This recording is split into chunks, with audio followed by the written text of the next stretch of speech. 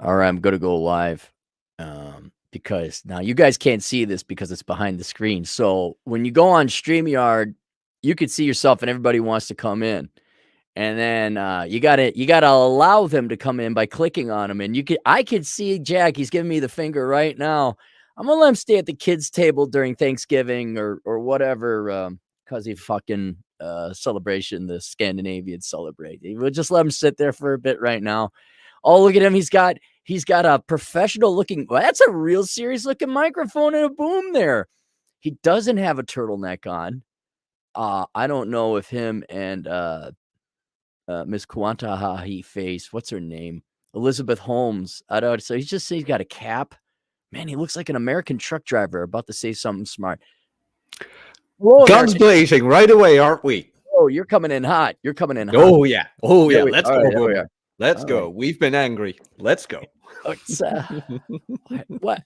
I hate to pay a compliment to you. You look great. Why, thank you. Was that because of Portugal, or you diet, or are you back on no carbs? What, you look very trim. No idea. No idea. Just yeah. I did grow out like the mustache and the beard a bit more, but that's kind of it. And maybe you got a bit tan, but like the studio lamp is right in front of me. So how's that? No, that's fine. I was actually paying you a compliment. I actually, now that I hit you're probably the perfect person to ask this a professional question. I've hit on a new workout regimen. For whatever reason, I have also been getting compliments that, oh, Clary, you're looking good. You're looking good. And it comes from my audience, which is rare not to have peanuts. Mostly men as well. Mostly men. So. Yeah. Usually it's questioning my sexuality, but, and I dropped about, since I got here, 13 pounds. And nice. I have not seen a gym in about a month. And I know exactly what it is, putting in retaining walls and doing a lot of work. But with the house, there was a reason women were thin back in the day, because maintaining a home takes a lot of calories of energy. You're vacuuming, you're cleaning, making food. But as it pertains to the house, there's new stuff, mowing the yard, installing things, all that other stuff. And I've dropped some weight simply because of that. But here's the difference. If I'm getting the results I want, whether it's doing labor on my house or going to the gym, my logic is like, well, if I work on my house, at least I get the physique, but I also have an end product. I go to the gym, all I get is physical improvement. And there's a piece of me really kind of leaning towards, all right, well, what else could I do on my house, particularly landscape, because that'd be the most labor intensive, where at the end of it, I have something to show for it aside from merely gains on my body. I don't think I'll never attend the gym again. I'm certainly not going to give up my membership. But just why aren't you getting a home gym? I don't know. I guess I got the room for it now. Get a rack, get a bar, get some plates, and done. Well, here's the other reason. When I go down to the Southern Command, I don't have room for a home gym there, and so then I go to my gym down there. And and back in the day when I was doing more traveling on the motorcycle, it was always good to hop in because my gym is nationwide, so I could always get a workout in a shower. But right now, for the economist is me, is like, I've always wanted to put in vineyards. All right. That's going to be digging holes. I know everyone in America thinks vineyards, it's liberal white women, drinking wine. And well, no, the Mexicans and the men do all the work, toiling in the fields. But if I were to put in vineyards, you got to dig the holes. You got to carry the posts out. You got maybe even put down some concrete. So I was thinking like this might be a more beneficial, economically beneficial, because man, it'd be nice if any of you guys come visit. I would show you my perfectly landscape yard, the terrace, with retaining walls and everything. So, so it's just an idea that crossed my mind. But, and when you have the vineyard, the women come to you. What a beautiful mug, by the way. This is an amazing mug. One of a kind. Only and I mean the face on it. The mug in itself is terrible, but the mug that is face a mug, isn't it? That is a mug. That's a mug, all right. How was Portugal? You went off. Tell people about that. But before I go off, I mean, why is Ryan Stone your hero? I know he's the heavyweight coach. I'm wearing his shirt. He's punchy. I like Ryan. Ryan, I would say, I know he'll never admit to this. He is, I would say, the smartest guy except for Carl. Carl is a satellite in orbit. Rhinestone is the SR-71 Blackbird, and most of us are rank and file F-15 fighter planes. But Ryan he'll say a joke that is really funny, but you need an IQ of 155 or higher to get it. Yeah, yeah. And so, and I could sympathize a little bit with his frustration. So I like to poke fun at Ryan because he's always tortured. You know what the weird thing is, and I said this, we have our little Discord server as well, and somebody said as well, like, Ryan is the smartest guy in the sphere. And this is not to disrespect Ryan, but I was like, we're describing it's not necessarily he's the smartest, but he's the most switched on. I don't know if you've ever read his Reddit posts.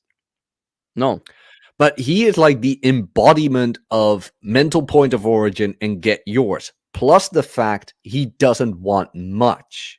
He is not the guy who says, I want to be a millionaire just for the sake of millionaire. He's like, oh, I can do it with 500 grand. Fine.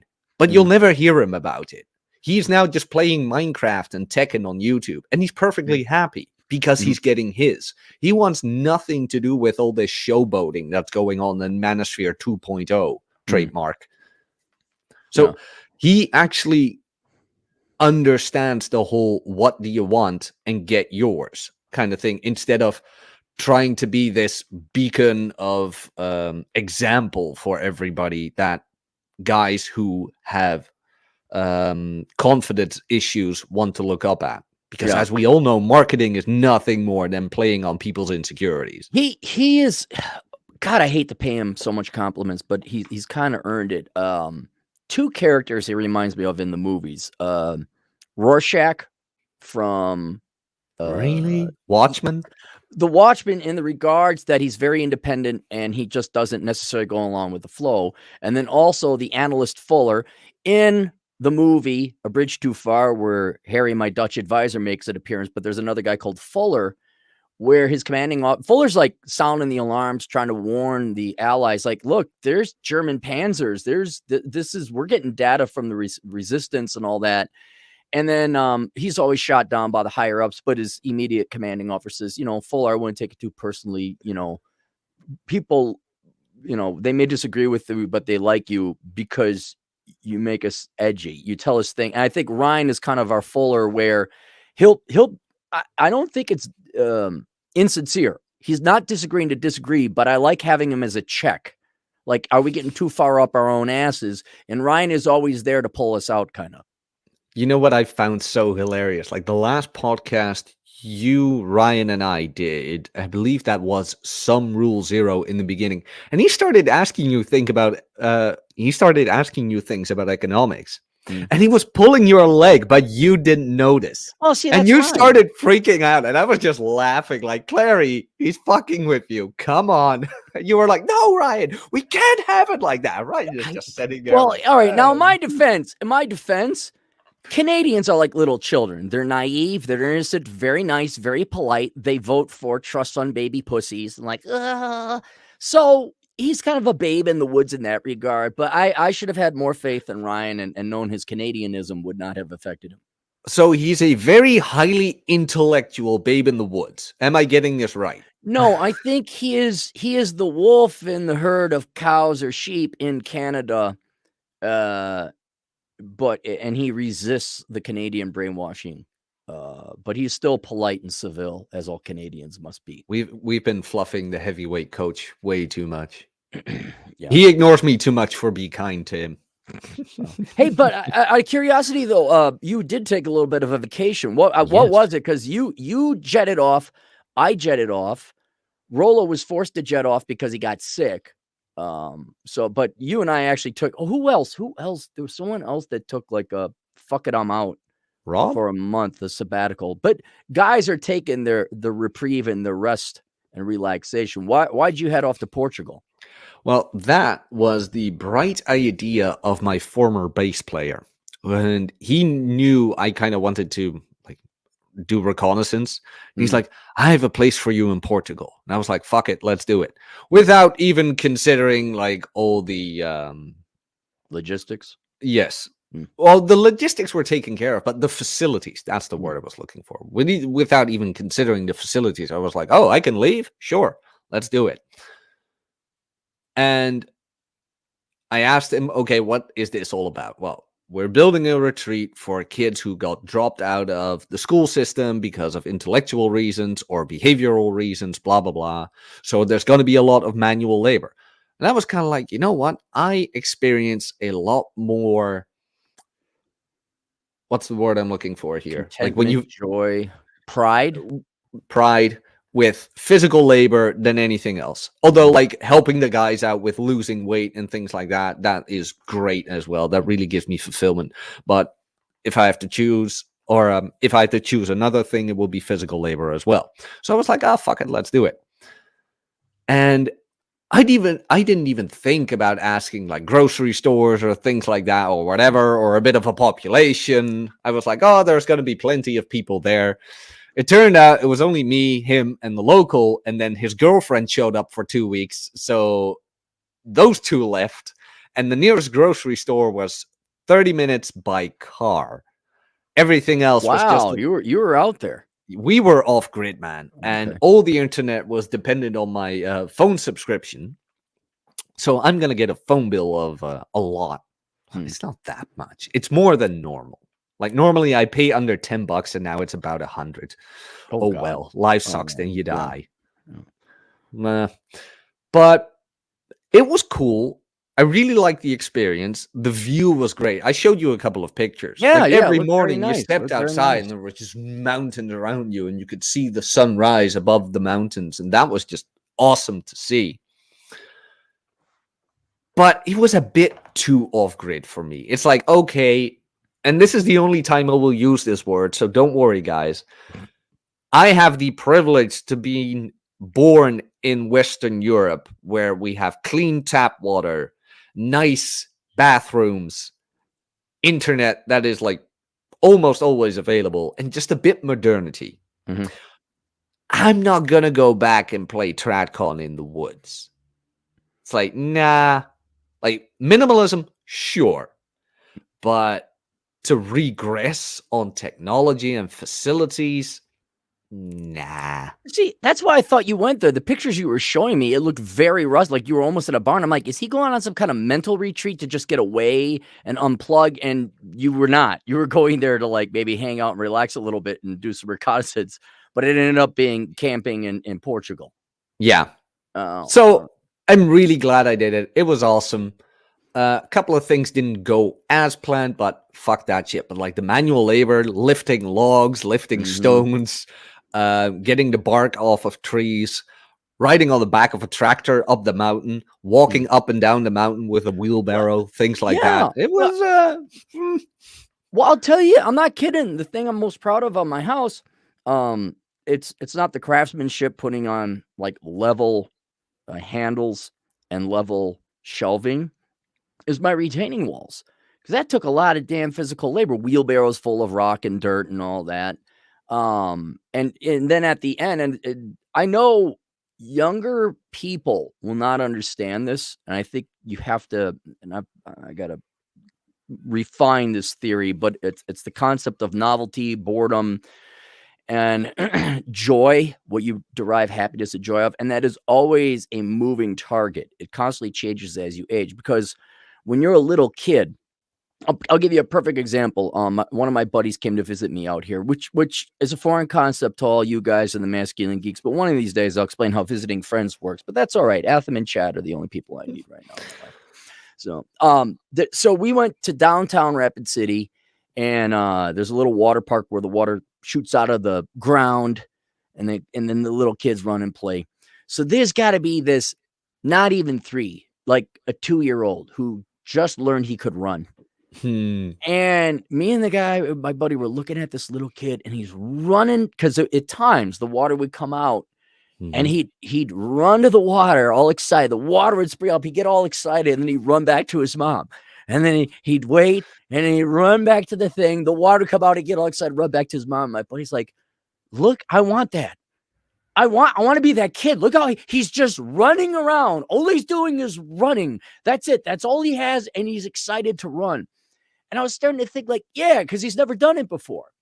And what ends up happening is when you're a kid and you don't have responsibilities, okay, yeah, you're gonna go do the things that are fun. But over time, like I'll ask you this: you're not as old as me, but maybe are you excited about going to the movie theaters anymore? Oh, fuck that. Did I tell you the last time I went? No, I'm kind of curious.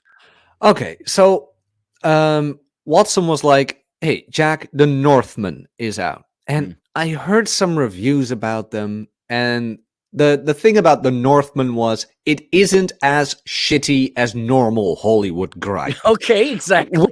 Which to me already is a, hey, this would be not a movie you would want to see if everything else was normal. So it's Mm. still below the bar.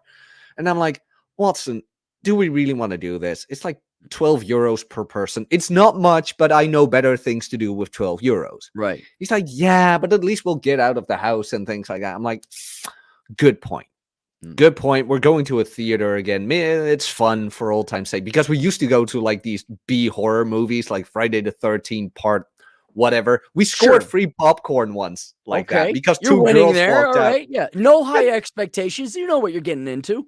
I mean, two girls walked out and I looked at them. I'm like, hey, you're going to leave that there? They're like, yeah, we don't want to finish the movie. Like, fuck this shit. Really? Free Awesome. popcorn. All right, Yeah. on. But so we watched The Northman, and like it wasn't bad, but it was kind of like anticlimactic, and the theater didn't add much to the experience of watching it at home would have done. Right. It's like, Well, eh. yeah. See, and that's where I'm kind of the same thing with Maverick. Everyone says Maverick is this great movie, which I don't doubt for a second. Like Critical Drinker said it's great. All my friends said it's great. Aaron, you got to see it. Yeah, but do I got to go to the theater? Like, do I get and see? But when I was a kid, oh my God, I remember I was 3 years old. We saw Puff the Magic Dragon. My grandpa took me to see it in the theater. Oh boy, man, you could not get Grandpa. And then I got chocolate milk at the Red Owl, which is the grocery store. $3? Oh God, it was probably $2 back then. It was probably this is 1978.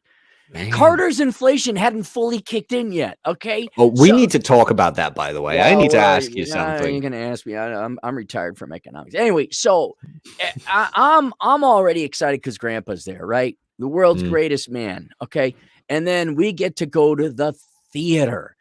And it almost didn't matter what was on the film or in the movie screen. And Puff the Magic Dragon was that. Oh, and I also remember seeing Jungle Book. I remember seeing Jungle Book also with my grandpa. And it wasn't necessarily the movie. It was the experience. Like, oh, it's dark. Look at how big that screen is. Oh, colors and action. It was just like that little kid running back and forth. But what happens over time is novelty is eroded with familiarity. And the initial excitement, joy, happiness you get out of it. Now, as you get older, there's less and less excitement and fun stuff. And logically, you're going to do the fun stuff, the thing that attracts you the most first.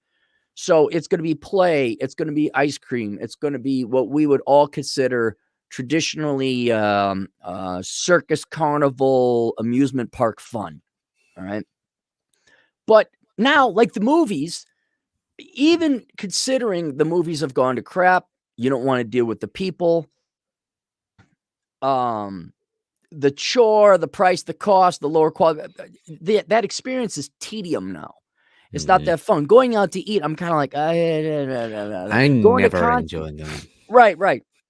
And so when I'm starting to realize, but it's going away, like you need something new. And what I have found is you'll kind of go in this mid-range. Well, I'll go out nightclubbing. I'll chase the opposite sex. Maybe I'll get into Vice. And you know what inevitably smart, wise men get to the point of that gives them joy? Other people. Well, other people, but I'm talking activities like, production.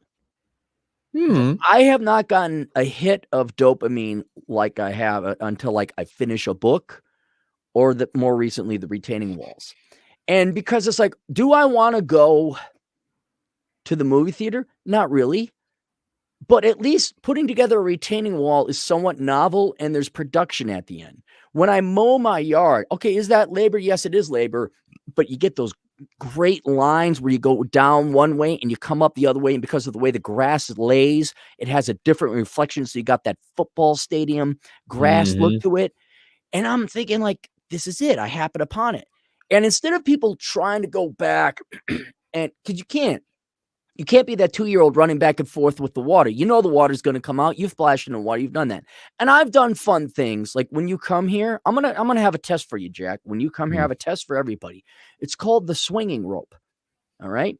So Rapid Creek comes out of the mountains. All right. It goes through Rapid City, and there's a city park. And there's a Mhm. bend in it where the erosion has eroded kind of a swimming hole. And someone put a swinging rope on the tree. You can swing like Tarzan into the creek. Now, Uh-oh. 95-degree day, which is whatever it is in Celsius for you conformists, you communists out there in Europe. Do you know who has gone off? I've had many people visit. Do you know who's gone off the swinging rope? None. Me and the tornado chasing kid. Atham sat there. Chad sat there. The GF has sat there. All my friends from the Twin Cities have sat there. No one wanted to do the fun. And so here's this one precious thing. I could go back and like a kid enjoy, because how many times do you go off a swinging rope like a Mountain Dew commercial into a creek? So I it's I yeah. I do have a story about that when I was a kid, but go on. Well, anyway, so aside from exceptionally rare things, like there's a couple places you go cliff jumping into lakes and all that, all that remains as you get older and the novelty of the things that were traditionally childlike, innocent, young person-like fun, that is going to go away.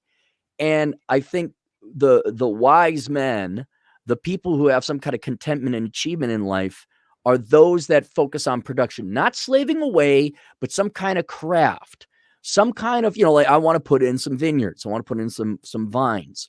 Why? Because I want to grow grapes or something like that? Not really, but I want to like look at it and at the end of the day have a peaceful, relaxing, those are my vineyards. I put those in there. And maybe I make money on, maybe I don't. It's not the issue, but then I can You enjoy bring the white women. I don't know. You're No. gonna sit there in Hey, your rocking chair and be like, "Where my white women at?" I got a story about wine drinking age women when we get to it. It's kind of funny. But that's why the whole point of that story was to point out that I'm curious. Well, I'm not curious because you told me you enjoyed lifting the logs. You enjoyed putting up a berm. You enjoyed clearing out the whatever. And I'm not going to try and sell this type of experience of contentment. I wouldn't say happiness, but this kind of purpose. I'm not going to try and sell to a 22-year-old because they're still like college and party. There's other new things that are novel they haven't experienced yet. But if you are getting older and you're like, man, the movies don't do it for me anymore, the bars and the nightclubs don't do it anymore, you got to not necessarily get to work, but you got to get to some kind of craft or production. And I think that novelty will be rekindled. You'll discover other, because there's always something to work on or do. And so the house has been a really good chewing bone for me in that regard, as well as getting in shape. I mean, I have the same thing with my clients. Like you could say, yeah, but isn't it all the same? No, because everybody's different, kind of thing. But like, I got Alex to lose weight under the weight he hasn't seen in years. Another client, Governor Megatron, who is in the chat as well. I know his real name. I mean, he's under a weight he hasn't seen in years. Things like that. We got Dante, who wanted to gain weight, who is now a weight he never had. Things like that. That is just amazing. Right. It's like my knowledge and expertise is really helping these guys. And I'm wondering if it's the fact that it validates your existence. Not that we're seeking validation, but like it counts. Validates your existence. No. I'm being serious. Like let me present to you the miserable Democrat, socialist, leftist female who's going to save the world. Like Greta Thunberg, your Scandinavian sister. Thunberg. Does her life matter? No. It will not matter until she actually affects change. Now, in her mind, she needs to stop global warming, save the planet, save the worms, whatever, help the children, help the minority. I don't care. She is, and that's all you have, especially if you're a secularist. That's all you have. is, did I have an effect in the real world? Was I right? Was I correct? I don't mean in a moral sense, but was I accurate? She will waste her entire existence in this her blip of an existence in this universe will be pissed away being ineffectual. She will not have mattered. And as microscopic as a thing as it might be to put up a retaining wall or help a client lose weight or gain weight, at least it's like you send out a ping to the universe, like a ping. That's what computers do to see if there's a modem at the other end, and then you can open up communications on the internet. It's like a ping to the universe. When you have productive, successful results, that it's a confirmation that yes, you are correct and you kind of matter in a little bit because you did have an effect in the real world. And so I think somewhere at our recessed brain minds, at least those of us that are sane and not a Down syndrome baby who's going to save the planet like Greta Thunberg, at least we get that. She'll never have that. No. And so I think that's legit. Not even the clients or the retaining wall or whatever, but the audiobook even. You and I haven't talked even before the audiobook was released. Probably we not, we only talked via email. But even that, my name is now eternalized unless you pull a dick move and like delete it from Amazon. It's like, fuck you, Jack. It's like, But that to me was also an accomplishment because when I didn't know you and I only read your books, it was like, oh my God, Aaron Clarey, what is cool. And then I got to know you. And it's like, I screwed you over with the truth poem. That was not, in all honesty, you got me with the Elizabeth Holmes one. I'm like, oh, damn. Oh, yeah. You're going to just like good. That. What, you want to be a lightning rod? Go ahead. That was a good one. Like, as of late, you were a bit rusty. I'm like, come on, Clary, you can do better than this. For a month. I was taking a break, but go on. Like, you can do better than this. Come on. And then you hit me with the Elizabeth Holmes one. I'm like, yeah, okay, that's a good one. That's a good one. Came back from vacation. That's right. Yeah, that's back to level banter I'm used to of you. But hey, from that to like meeting you, things like that, me still being anon on YouTube, to now like narrating your book, that to me was like, God damn, look how far we've came. What about Troy Francis? You've narrated a bunch of his books. That too. Didn't that give you like put you on the map? Yeah, that too. Oh. Like that was awesome as well. Like, wow. Because like Troy is British and he has a good voice, things like that, doing his own work, it would fit perfectly. And him trusting me with that to me was also like an achievement. Like, mind you, I'm not even English. And here I am narrating books in a language that that is a point because he does have a good voice. He does, and then he's got to outsource it. That is kind of a confirmation. Yeah, that was just like with your books as well, because you could have picked anybody. You had a good narrator, things like that. No, I didn't have a good narrator. We've gone over this. His voice was good. I have people with great voices, but most of them are millennial little Kuantahas who have a fucking emotional breakdown because they're weak pussies. That's what it was. God gave them, there's multiple ones. God gave them a great gift with their voice. I don't have that voice. You don't have that voice. All right. Most people don't have that voice. Then comes, and before they were of working age, the technology came and an industry is formed where we need audio books. We need narrators. Yeah. And they could make $25 an hour in $2015, which is more than a living wage, not having to go to high school. You don't even go to high school. You need a microphone, you need a computer, you need free editing software, video audio editing software. And what do? I'm having tough times. My parents, I'm living in my environment. Oh my God, you fucking pussies. Fuck you, fuck you, fuck you, fuck you, fuck you. And no, not kidding. Nearly every narrator I've had, there's a couple that has had an emotional millennial Gen Z breakdown because they are weak men. That's what it is. So here's the question. Were they ever really did I have them available? Were they great narrators, or were they temporary great narrators, but then became little whiny little bitches because life just threw normal balls over their plate and they couldn't fucking swing at it with their pencil dicks? This better not be a situation where one of their parents has cancer and you're just being a dick. No. No. And even, okay, let's say they did have cancer. let's say they did have cancer. Did he have throat cancer?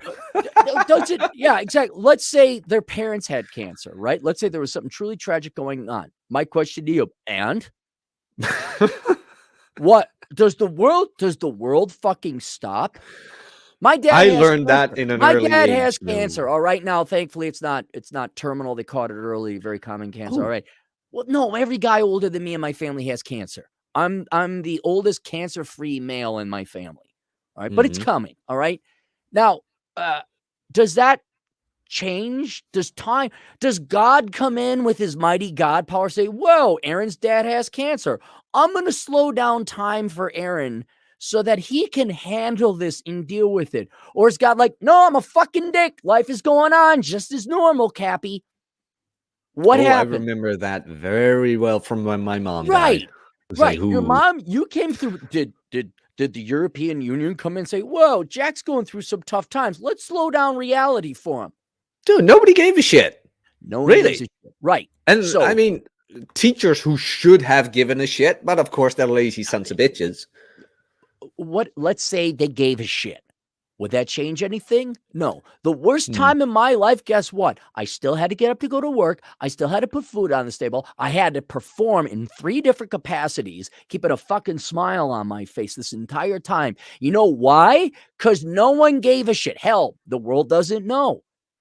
And you could sit there,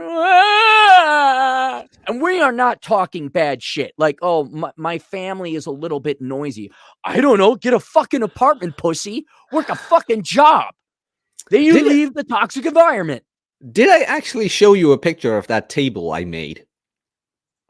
I didn't. Oh, you made shit. a table made out of Legos. Oh, that would have been cool too, but no. Right. I don't have that much Lego yet. Was this a therapeutic table you made? No. So, okay, the thing is, this room is actually a bit too noisy because it's too close to the road. So I can put this desk into the other room, which is way better for narrating. But I was like, fuck it. Now I have to like flip the desk, pull it over, blah, blah, blah, blah, put it there. So I was like, do I feel like doing that, or is there a better way?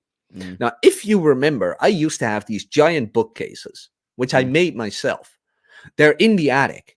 So what I did was I screwed them all loose, got a couple of the planks and like the board that was the back of the bookcase. Yeah.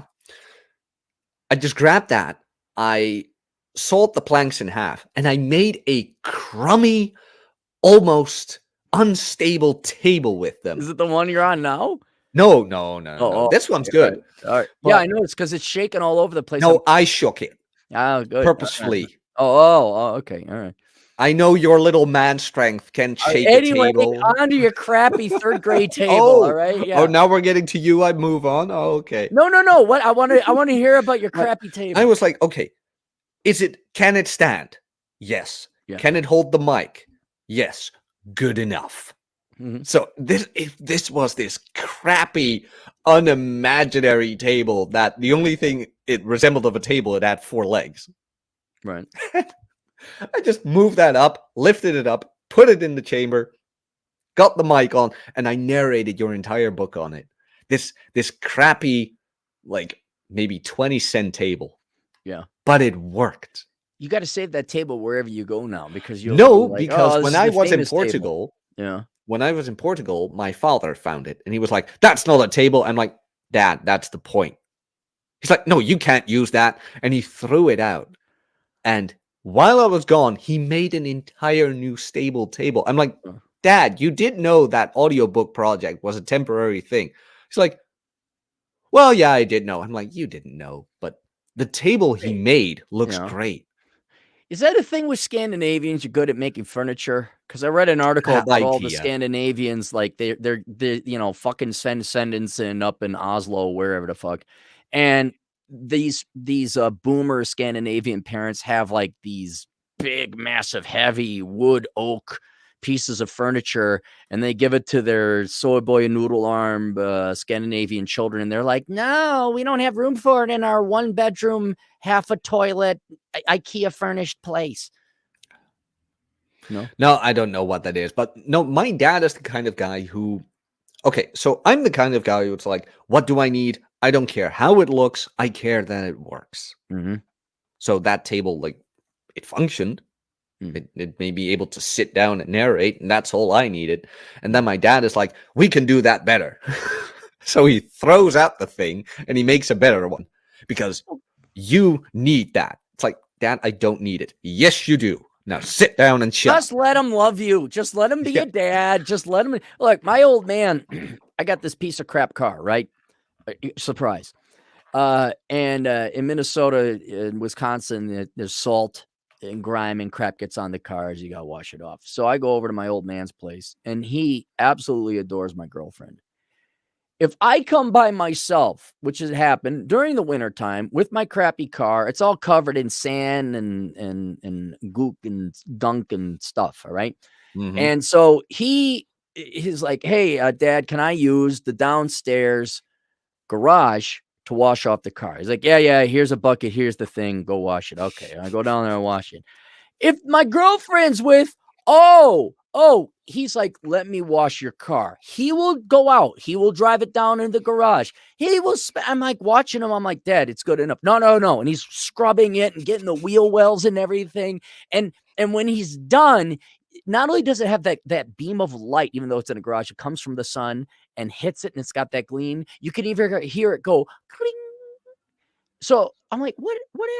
And all it is he wants to make sure, he loves you. That's all they're doing. You can just feel the love and appreciation he never had for you on your girlfriend's car. Well, see, he does it because he does love me, but he actually does love her. If he did it for me, that'd be odd. That would break the male code. We could have done like, yeah, here's your bucket, here's your soap, get out of here, you dumb kid. Oh, send a tall gal with a set of legs. Oh, then all of a sudden he's like doing this, doing that, doing everything else. I'm like, what? Hey, what? I mean, yeah, my dad's the same way, but he I think that is a man thing, I guess. He shows it in actions, never in words. Oh God, no. I tried that. I tried that once. I'm like, because I've remembered, like, hey, my dad never hit me. He never did. Right. Not once. Right. Not once. Because, like, he never had to, kind of thing. Like, I was afraid enough of that man not to pull shit. Right. Like, the presence was enough. Oh, yeah, the setting fire thing. That was something completely different. Didn't you, like, try to run interference with your brother not to tell your dad, and then, like, your goal was to have your dad not find out somehow? No. I mean, I couldn't get away from that. He had to find out. But here's the thing. So the police called, and they got my dad on the line. The problem was it was my dad's birthday. That's right. Yeah. Birthday. And he picked up the phone, and they said, we have your son. And his first response was, keep him. And he hung up. A couple of hours later, because it was in the middle of the night, they called again to the house, and they got my brother. And he was like, well, yeah, I'm his brother. And it's like, well, we need his dad. And my brother went, well, that's going to be an issue. And the officer's like, what do you mean? Well, I could come get him, and there will be no problem. The old man could come and get him, and you're going to have an issue in the office. So you choose, my friend. Mind you, it's his birthday, and he's pissed off. So the officer was like, okay, you know what? We'll make an exception. You come and get it. Right. So I walk out of the police station after spending a night there, and there stands my brother dearest with a shit-eating grin on his face, like going ear to ear. I'm like, you shut up. I'm like, you shut up. You've been arrested. This is what I'm like, you've been arrested as well. He's like, yes, but the thing is, not on his birthday. I was like, oh shit, here we go. And we drove home, and my brother turned the car, and I had one foot out of the vehicle, and he raced off. Like, I barely stood up, like, holy shit, and he was off. He's like, fuck you, kid. Have fun. And it's like, and that's how that went. Luckily, when I walked into the home, he wasn't there. So I Yeah, sat but you in had my to face room. him anyway. I mean, it's not like you're gonna avoid your dad. He's around somewhere. Oh yeah. Because I sat in my room and I heard him come home, Ooh. and he got some groceries, and I remember because we had this one floor home back then, and my room, when I opened the door, you immediately saw the fridge, but because for some odd reason back then our fridge was in the hallway. I don't remember anymore, and I was immediately in front of him, although he was packing the fridge. And I Yeah. stood there in the door opening. I'm like, Dad, can I? And without even finishing that sentence, that door of the fridge, he closed it. He threw it. And he's like, what the hell do you have to explain? I didn't even mention the word explain. Like he caught Yeah. that. I'm like, oh shit. Like, do you know what you did? What you could have caused? Because if that factory actually went up in flames, Yeah. that would have been like an Multi-million insurance case dollar. for years. The Oh. problem is 5 years later, they actually demolished it. Okay. Well, So you're that kind was of kind just of stupid. helping him out. Yeah. Yeah. Yeah, that was actually kind of stupid, but he was so pissed. Now, fortunately, though, that only lasted for about a month or something, because then I had to go, because like I was 17 when it happened, and I had to go to some institution Or for, community juvie service or something. yeah, Yeah. something like that, community. At least they needed to have a conversation with me, Mm. and my dad had to come with because minor. And we sat in the car, and he parked the car. He's like, "You're gonna shut up and not a word and Mm. listen." And I mean, when that old man used to say that, I knew enough. He's like, "You're not a word." I'm like, "Okay, sure." So we walk in, and all of a sudden, my father starts smiling and doing, and the man from the institution comes up. "Oh, you must be Mr. Napier Senior." He's like, "Yes, I'm that, and you must be the young lad why we're here." Person He's is. like, "Yeah," it's like, "Yeah, that's why we're here for." And all of a sudden, out of nowhere, my dad goes like, "Wait, I hear dialect." And the man goes, "Yeah, I'm from Groningen, and that is a province in the north of the Netherlands, Mhm. which my father happens to came from as well." All right. It's 2 miles north of your town, sure. 'Cause Yeah, no. It's the a whole bit more. country is 5 miles wide. Okay, yeah. Yeah, So it's a you're bit from more. from the north. Okay, yeah, the Yeah, north. from the north. The Right. north remembers. Mm. And for I don't know how long, maybe an hour and a half, they did nothing but talk about that province Mhm. and the towns they grew up in and whatever, and how joyous it was and how Good college old was, and time. All right. The girls. oh my god, and Groningen, oh, it's so amazing. And I just sat there like, what the hell are you two doing? I'm sitting here awaiting my sentence of death. And the man of the institution all of a sudden, like, kind of wakes up from the whole conversation. He's like, "Oh yeah, we're here for you. What did you do?" "Arson, really? Nothing caught fire, did it? Except for the little wood you took." Mhm. I do have to give you something." It's like, you know what? 6 hours community work. 6 hours. Yeah, Okay. 6 hours community work. You can go home. "By the way, Napier Senior, pleasure to meet you. It's Yeah. been a great Your old man conversation." knew Blah what he blah was blah blah doing. blah. He knew what he was doing. And I just sat there like, what the hell? And we walk off. My dad looks at me. He's like, "And that's how you do it." Yep. And we just drove home. I'm like, what? It only took me like a couple of years even before I finally realized what he did. It's like, holy shit. Man, the times I see, I don't have kids, but there's times where I have like, shut up. Just shut the fuck up and let me do it. And it is amazing how much smoother things go that way. So, you want to get some super chats so we don't fall too far behind? Because I do have some articles, Ooh. some of which are interesting. Oh, did you see the article I sent you? Real No, quick, what real did you quick. send? What is it? Okay. We're gonna get Just give angry. me the. We don't have to read through it because I got. No. We're gonna get angry Jack, real quick. I have to go ride motorcycles today and fill up my hot tub after I clean it. I have a lot of responsibilities today. You And I as a gotta play professional poker and smoke a podcaster. cigar. This is a tough life I live, damn it. Very tough. Thoughts and prayers. Yeah. Thoughts and prayers. But okay, let's get angry for a bit. The article I sent you about the paid transition leave Is this over in your little in my socialist state? hellhole All of a right, country. like, about the paid pregnancy leave? Right, now you get paid transition leave. They want paid transition leave, and followed by an article that says, well, apparently transgender community members earn less than cis white straight members. It's like, which was utterly predictable. Yeah. No way. And basic economics? Really? So, let me ask you this. media. Was this just a proposed piece of legislation, or are they going to actually vote on it and it looks like it's They're going to vote on it and Okay, shit good. like that. Why is that good, Jack? Why is that good? You know why? The same reason it will be great that they will forgive student loans.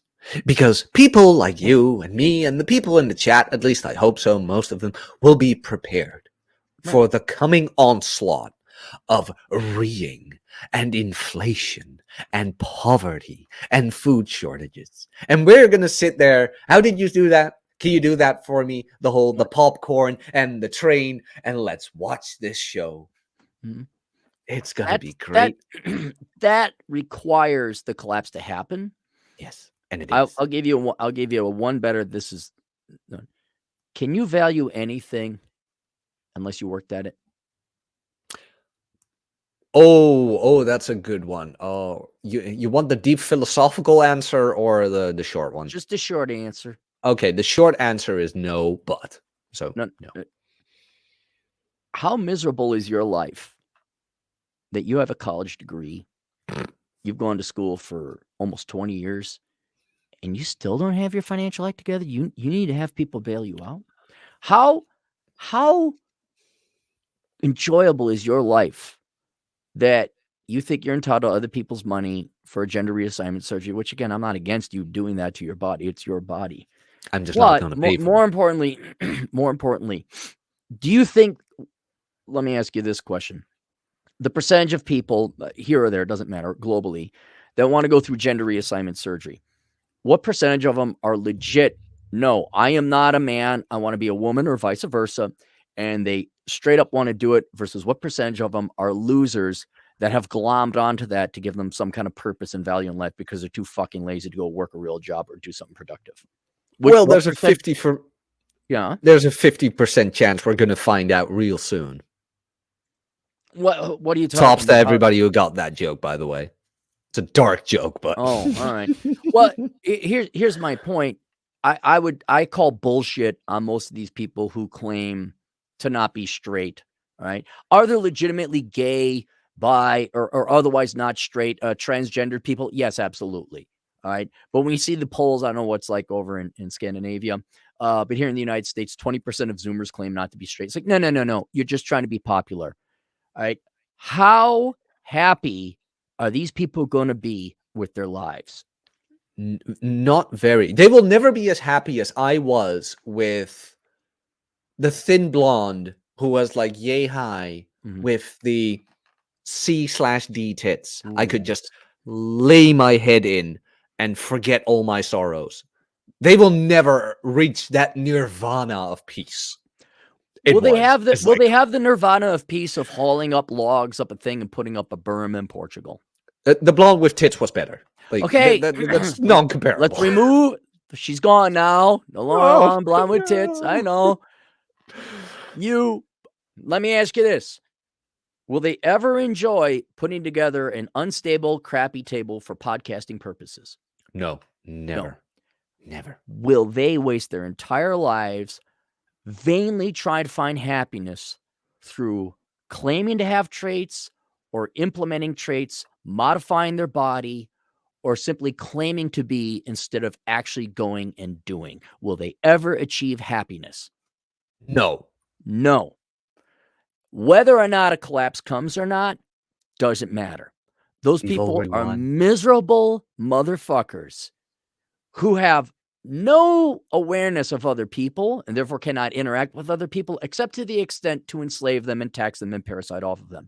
And if your entire life value is about traits or using it as an excuse simply not to work, fine, you could have your communist utopia. You're going to be a miserable son of a bitch. And I am so fucking happy that your one shot in this fucking universe is being pissed away. I'm glad, because you're trying to steal my fucking money and make me a slave so that whatever, you could pay for your rat bastard crotch fruit children from 5 different fathers, your worthless joke of a degree, your nonprofit career, or if you want to mutilate your body when you are legit not trans, but it's going to get you popularity, that's fine. That's fine. Here's the money. It's the worst thing you can do. If you really want to harm a homeless person or a panhandler, what do? Give him money. Give them money. Keep them alive. Yeah. Fucking-lutely. That is the worst. Fucking-lutely. Dude, that is the worst thing you can do. I keep telling people that if you have people with addictions or whatever, let them suffer. Cold turkey. Do not give them money. Do not extend your hand. Yes, it hurts. I know it hurts because you're emotionally attached. But the best thing to do is rip that Band-Aid off. Do not fund them. But hey, all the little children holding hands and giving them money. It's like, Jesus Christ, like, come on. How long have we been giving? Whoa. Speaking of worthless people, you're not depriving liberal white women of their, I'm a good person. Whoa, you're not taking that away from them, are you? Yes, I am. Oh, God, no, Jack, you can't, because then they might have to actually go do something in life. No, I'm making sense. No, I'm being banned from YouTube. What would liberal white women do without being able to jerk themselves off, helping out problems that isn't theirs and never maybe their husband. Them. Wow, get sexually active with your guy again? Whoa. Whoa. What would that require, Jack? Being attractive. And that requires? Work. Well, hang on now. Can't I just vote to take my husband's money away to help out the losers of society continue to be losers? Look, did you see that, by the way, the whole since the Roe versus Wade thing? By the way, real quick, media is scum. Like, this is not Republican or Democrat. Media is scum. Media is scum. Yeah, no, I'm with you there. Yeah. I mean, the whole Roe versus Wade thing, I'm not even an American, and I know this. Abortion isn't illegal. It was just given back to the States. Nothing more. Yeah. That's it. In the Netherlands, they were protesting your country. It's like, you saw these women streeing and a couple of guys in between them. I'm like, you sneaky motherfuckers. You male feminist. You're going to be future R words. Are those guys getting laid? No. Are they wasting their time? Yes. Are they going to die? Yeah. What will happen on their deathbed? Absolutely nothing. Waste of time. They say, all I did was agree with women and I didn't get any pussy. Oh, what pussy they did get was of the Greta Thunberg type, kind of like, Jesus Christ. She's an adult now. I can make that joke, right? Christ. I mean, let me double check. Hang on. I don't want to get busted. Greta Thurn or Thunberg? Thunberg, 19 years old. Okay, we're in the safety zone. Okay, there we go. All right. There's another example. She ever going to find love? She ever going to have production? She ever going to have kids that actually she enjoys? She might procreate, but is she going to be a loving mother and get happy children? No. Isn't it wonderful? It is lovely because you know why? We can let go. We can let go of our anger and frustration of the people who try to harm us indirectly, because that is what it is, though. I mean, let's be honest here. Even like with my friend in Portugal, we were talking about Dutch politics, and I asked him, like, why do we do this? We're here in Portugal in the mountains, yet Dutch politics still bothers us. He's like, well, you do want to be prepared on what to do when you're in the situation. I'm like, okay, that's true. That's true. But in all honesty, like the people trying to indirectly harm you, which it is, they will suffer so fucking much. It's so, and you know what is really sad is the lack of human contact and interaction and relationships they're going to have. Because if you are by nature a parasite, where you are the most important person in your life, which you should be for survival purposes. I get that. But when your interaction with other people is, how can I parasite off of them? Instead of like, how could I contribute to a relationship that we both mutually benefit from? That is such a lonely, miserable existence. Like, I know this one gal, Chad Elkham's ex-girlfriend. We could talk about it. There's a perfect example. I still want to read that email. Oh, I The got SS have Cappy, Chad. I'll have full Chad arms. say, yeah. No, it was okay, bitch. Shink, shink, duck, duck, duck, duck, duck, duck, duck. Every possible place shot, brilliantly laid. That person is such an arrogant solipsistic individual. No other person exists, and she's miserable. Why? There's no real human interaction.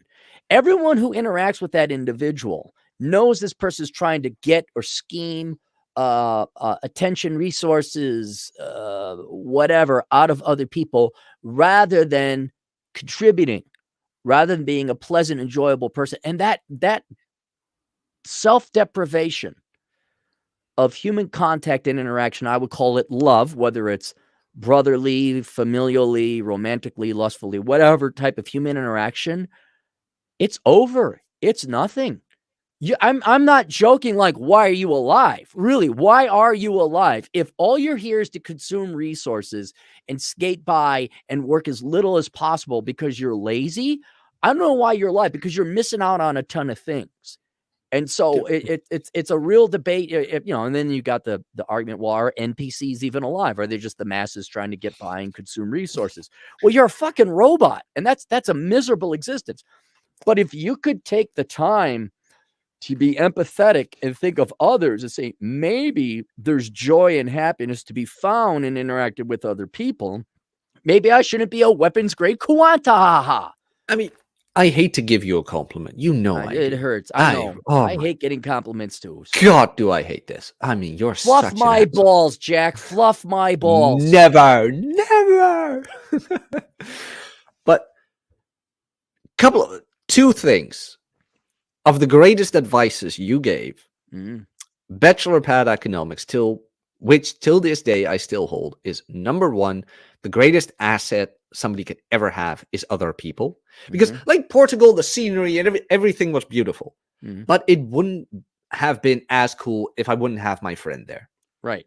Like, I can do the dumbest shit of going to the grocery store or whatever. If Watson is there, it's already 100 times better. Oh yeah. I can podcast or whatever, but if you or Rob are there, it's already 100 times Even better. Rob. Wow. I mean, I just use for the audience. You almost have 100,000 subscribers. I want me a couple of those. Here. Right. I don't care about you. The sad thing is, I don't think it matters. As long as you're above 1,000 or 100,000, you still get monetized. I don't think there's any benefit at it. I mean, in all honesty, the audience I have is switched on and I enjoy it. I rather have like the 2,500 I have now with the like 100 very switched on guys. That sure, absolutely. Whatever. Yeah. But what the other one was, get paid as little as possible as you need. Like, they're going to take your money anyway. But you control how much. Right. And it's kind of like because you don't need much, the whole one plate, one bowl, like get Cappy's minimalism course, because then you don't have to read, you lazy backs. Which is open for enrollment now at Teachable, by the way. And I'm going to be closing it pretty soon because I left it open the entire vacation time because I didn't want to deal with it. And like, no one signed up. I'm like, okay, do I got to do, I apparently have to advertise, which is what I didn't want to do. I know. But look, guys, it's open. It's going to be closed once I get around. After I'm done with my luxury day, my day of luxury. Fill my hot tub. With 50 whores and grapes. Yes. See? I shall sit in my hot tub and smoke my cigars. Yeah. And be fed grapes by 19-year-olds with big titties. Not in South Dakota. No. Oh, no. That's not going to happen. I got to tell you something funny. Through an odd course of conversation, my girlfriend was like, well, what are because in Vegas, there's prostitution is not legal. But somehow it's still there. So she said, well, what are the girls like in Rapid City? I'm like, they're hideous. Really? And she's like, well, isn't there like a site? And I'm like, yeah, they're like Backpage or something. Like, so we looked it up like, oh, whoa. The ladies for rent in the South Dakota area. Oh my God. And it's just hideous, just absolutely hideous. That's what I wanted to talk to you about. Can I go piss and grab a coffee? Yeah, I'll keep the troops entertained. Here's what I want you to do. Look up this girl called Jessica Asaf. Assaf. Kind of two S's. Asaf. Not Middle Eastern, interestingly enough. But look her up and you tell me how much fun she's having in life. I'm gonna go. Oh my God! I can see by her smile alone she's not having fun. Oh dear. Oh dear mercy. Oh no. Oh no. This is bad. This is bad, guys. Holy shit. Ah, Robert, their tits are big, but their bellies are bigger. Unfortunately, yes, that be the case. Unfortunately so. What's this? Look at the chat. A couple of my guys are here. Marty's here. John Fox is here. Athem's here. Athem's more of a cappy guy. JD is here. Vince H is here. Hold down the fort, Jack. Oh, I will. I haven't got a new fort. I'll show you guys on Truthcast, maybe Coffeecast. I'll show you the fort. Is my window open? I don't even know if my window is open. Quick, post cringe. And John Watts, I did notice you. Don't worry. We have to get over the super chats. Advanced apathy. Why does Jack Napier have a Michelin cap? Well, because I can. That's like, I'm podcasting with Cappy. Let me wear a cap. It's nothing to do with my hair. This time it doesn't, actually. The Bit, Governor Megatron, Surveillance Wizard, Loner6N. Loner6N? I don't know how to pronounce that. Hey, Jack, your farmers are angry. Yes. Yes, they are. Ozymandias, the misanthrope. Rorschach and comedian are based. Yeah, like Ryan doesn't remind me of Rorschach. Rorschach is too angry, and Ryan is more zen. Ryan is more aloof. Like, I have no idea who Ryan reminds. Ryan reminds me of Ryan. There's no fictional character that comes to mind, actually. He does remind me of a real life character I used to hang out with. Sort of an older brother figure. Don't tell him that. How was your Friday fried chicken, Jack? I didn't have fried chicken today. I had fried chicken last week, which was amazing. Asking for a friend? Huh. I still build tree forts at 46. My man, you should do that. Here, Wayne64, Cappy. What? Are we doing super chats now? No. This is just a comment. He still builds tree forts at 46. Good for him. Oh, this I wanted to tell you. So, yesterday, because I did pick up shifts at the floor factory as soon as I came back. And there was this kid, when was this? Wednesday. And we started chatting a bit. He's like, I still do go to school and blah, blah. I'm like, okay, what are you studying? He's like, well, commercial economics. I'm like, oh, okay. Commercial economics. Yeah, jerk off. Like, I'm like, did you move out to dorms or did you live at home? He's like, no, I did not move out to dorms. Okay, so it's the other option. He didn't want to say that or something. So I told him, well, financially, that's the best decision. And here it comes. Mind you, this kid had already been studying economics, or at least commercial economics, some kind of financial analysis type of thing, yes, for 2 years. And he says, well, that doesn't matter that much. Like, if you get a good job that pays 4K a month, you can easily pay off that 50 euros a month of student debt. I'm like, wait, you just did 2 years of a degree that is focused on economics. And so I took the average student debt in the Netherlands, which is 21,000. Isn't that much? That's not that much. And I'm like, you studied economics for 2 years. So they say, and you could not calculate that it would take you 36 years, at least without interest, to pay off that student debt. Like, you fucking moron. But he made the choice to amortize it for $50 a month, right? He's yeah, we can do that here. Okay, it's like, okay. I don't know why, but it's like, really, you're going with that as an economist? Yeah, but you really are the world's greatest economist. Did you try to intervene? You decided it was not even worth it. If you study economics for 2 years, and me, some fuckboy with a mic, can read some other fuckboy with a mic.com can read some other fuckboy with a mic his book and understand economics better than an economics major, Mm-hmm. I ain't gonna try. Let them burn. Have But fun. okay, you see, I don't know what it is like over at Brussels, but the European Central Bank is probably doing the same thing as the U.S. Central Bank. Our economists, did you see the article? Economists shocked there's inflation.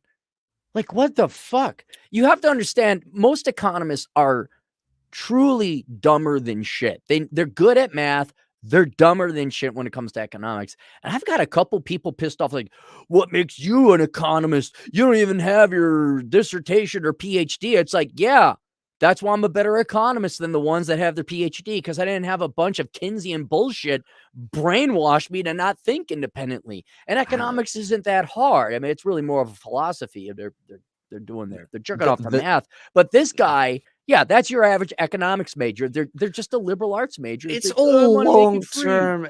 Jesus fucking Christ! No, it's all short term payment. Sorry about that. No long term thinking where it's like, hey, maybe I don't want to pay 50 euros a month for 36 years because I have to. It's like, really, you'd think they would learn long term consequences, but no. And you know what? Never fucking mind. You know what? Guess where he's going to be with his college degree? Nowhere. Working at the Flora factory. That's it. Living at home. In addition to the absence of human interaction and human love, and the grand term that I used it for, the other reason these people are going to be miserable is the confusion. Yeah. Because no one told them. No. And that is really, you could see it now in the females of my generation who are confused. Like, well, where's the love? Where's George Clooney? Where's all this? And I think most of the guys my age are just, gee, I don't know where he is. Yeah, don't worry. Your prince will come. Oh yeah, you go, girl. 50 is the new 30. And I think we're just, why? Because it's, let him suffer. Let him burn. Don't do anything. Rise of the She-economy, anyone? That article? Oh, yeah, I got my big popcorn for that, man. I'm just going to be... What was it again? Like half of women aged... Yeah, I forgot the numbers because it's 45% of something 45 or something 50% of... short of half of women of marrying age will be married, and I think somewhere equivalent amount will not have kids. Yeah, but like, okay, I gotta ask. Yeah. You and I met because of Enjoy the Decline, right? And everything till the last detail is now coming to fruition. Yes. How does it feel? Feels great. Because again, it gets back to that. I hate to use the word vindication, but it verifies that I was right. I was saying I'm alive and I'm anchored in the real world. And the rest of the people are they're wrong. Sometimes so wrong to the point they're mentally insane. Did you see that press secretary? The United States is in its best economic state ever. It's like, no, wow. I did not see it, but you know, is she a middle-aged woman who works government? She's a diversity hire. Is she a middle-aged woman that works government? Yeah. Okay, well, I hope she has fun lying for the Democrat Party instead of like being a mother and raising some kids and hugging the kids. I hope sucking Joe Biden's dick and promoting socialism was worth her one preciously short finite life on this planet. You want some good news? I love good news. This is about people suffering who called me all names. No, it's about people enjoying their lives. Oh. You would have loved this. So my TradCon friend and his hot wife, with all due respect. Oh, I know these people. Yeah, yeah. So they found out that their son of now 3 years old, I believe. Oh, good age, having fun at 3. Is in love with tractors. Oh, good. Okay. He just loves tractors, and he got this little rideable tractor for his birthday, and he has some a carriage with it, and his mom has her own strawberries. So he's like, he's picking the strawberries and putting them in the trailer, and he's driving around the yard with his tractor. Uncle Jack has to get him a farmer's hat. What if you got him a John Deere cap? That would be cool. Oh, boy. I already got him some Ben and Jerry's because, well, he likes strawberries, so I got him the small Ben and Jerry's ice cream with Sure, permission of his dad, of course, right. because it's like, yeah, you don't want to like pump him full of sugar when the parents are like, no, we don't do that You here. know what? Okay. In addition to the John Deere hat, you got to give him a little thing of overalls. Yeah. I'm just saying, I mean, like, no Democrat woman with her MBA is going to enjoy that. All right. That No. little, yeah, you got to get him the hat with the overalls. No, it's just amazing to see like this. Hey, you want to know another thing? Democrat government women will never enjoy children. Right. But Geronimo is big enough now. Her limbs can stretch across a door frame. You know what that means? She can hug you better? No, she can do the Spider-Man climb up the door frame, holding her legs like to hold her weight and then climb up to the top of the door frame. Oh, wow. Yeah. Another I thing, remember. careerist Democrat women will never enjoy. But that's all right because you don't want children. And, oh, gross, raise your children? That's all right. But their parents got to see her do it. Said, Mom, Dad, look. And so Geronimo got to do that. That was very exciting. I mean, in all honesty, I am still in dubio of getting kids or not because, like, when I saw that little brat, I was like, "Ah, oh, that is amazing." No. You and I have been through enough times. Our genetics have been impaired. You do you, but I'm like, I know very good reasons not to have kids for myself. Yeah, but that's the whole thing because, like, I listened to Molyneux as well. It's kind of like, okay, I got damaged. I really got damaged. There is some emotional scarring in that brain of mine that I might not even be aware of. And you might pass it on. The smallest little chance of me doing something subconscious that will harm that child is just unforgivable. That is just something I cannot live with. The Molyneux's argument is, yeah, but that will only make you more suitable to become a better parent than you ever had. And I'm kind of like, right. Hey, I'll end this discussion here real quickly. Oh, Book of Numbers. Were there some quality women that are making candidates? No. Oh, there's no wife material on the no. Oh, well, you're just fishing in the wrong hole. Maybe you attract the wrong type of women. Yeah, that's it. That's it. It's like even if I decided, like, you know what, there's going to be a Jack Jr. someday, present me the woman who I wanted with. It's not gonna. It's looking bad. It's looking bad. And I mean, I have dated a wide array of women, and not physically. I like to keep that in a bit the same, but like educational wise, things like that. Higher education, lower education. If she's in the West, you're not getting her best. There's an actuarial study that was put. Oh, I did not narrate that. I don't know that. I did not narrate this. I'm trying to remember who narrated that. No, I don't know. I forgot who narrated it. The same one who did all the previous ones, right? I'd have to listen to it. I have had when the millennial touchy-feelies, when the crybabies had an event, when they had an emotional breakdown, I would have to go and hire people directly from Amazon's narration service, and those guys did okay. I'm actually not begrudging those guys, but if that was the case, but I don't know who narrated what book. To be perfectly honest, I have to listen to it. I thought you were friends with your narrators. I am, and I'd like to think I still am, but these guys need so many fucking kicks in the ass because I am pissed off because I never had an opportunity like that. Never. I never had a gift like that. And for them not to avail it and do the whiny, simpy, boo-hoo-hoo, millennial, oh, I have social anxiety. I'm like, oh my God, like, shut the fuck up. Just shut the fuck up. And so it's not that I'm not friends with them, but I have absolutely no respect for them. Could be my dad, like, in the back of my head, or just me not wanting to piss you off. But I am always deadly afraid to come up with an excuse. Like, when you asked me to do that, I was just very clear on, I would love to do it, but the last time I did it, you weren't happy with the product. So I want to make 100% sure. You did it. You fucking put forth the effort, right? Yeah.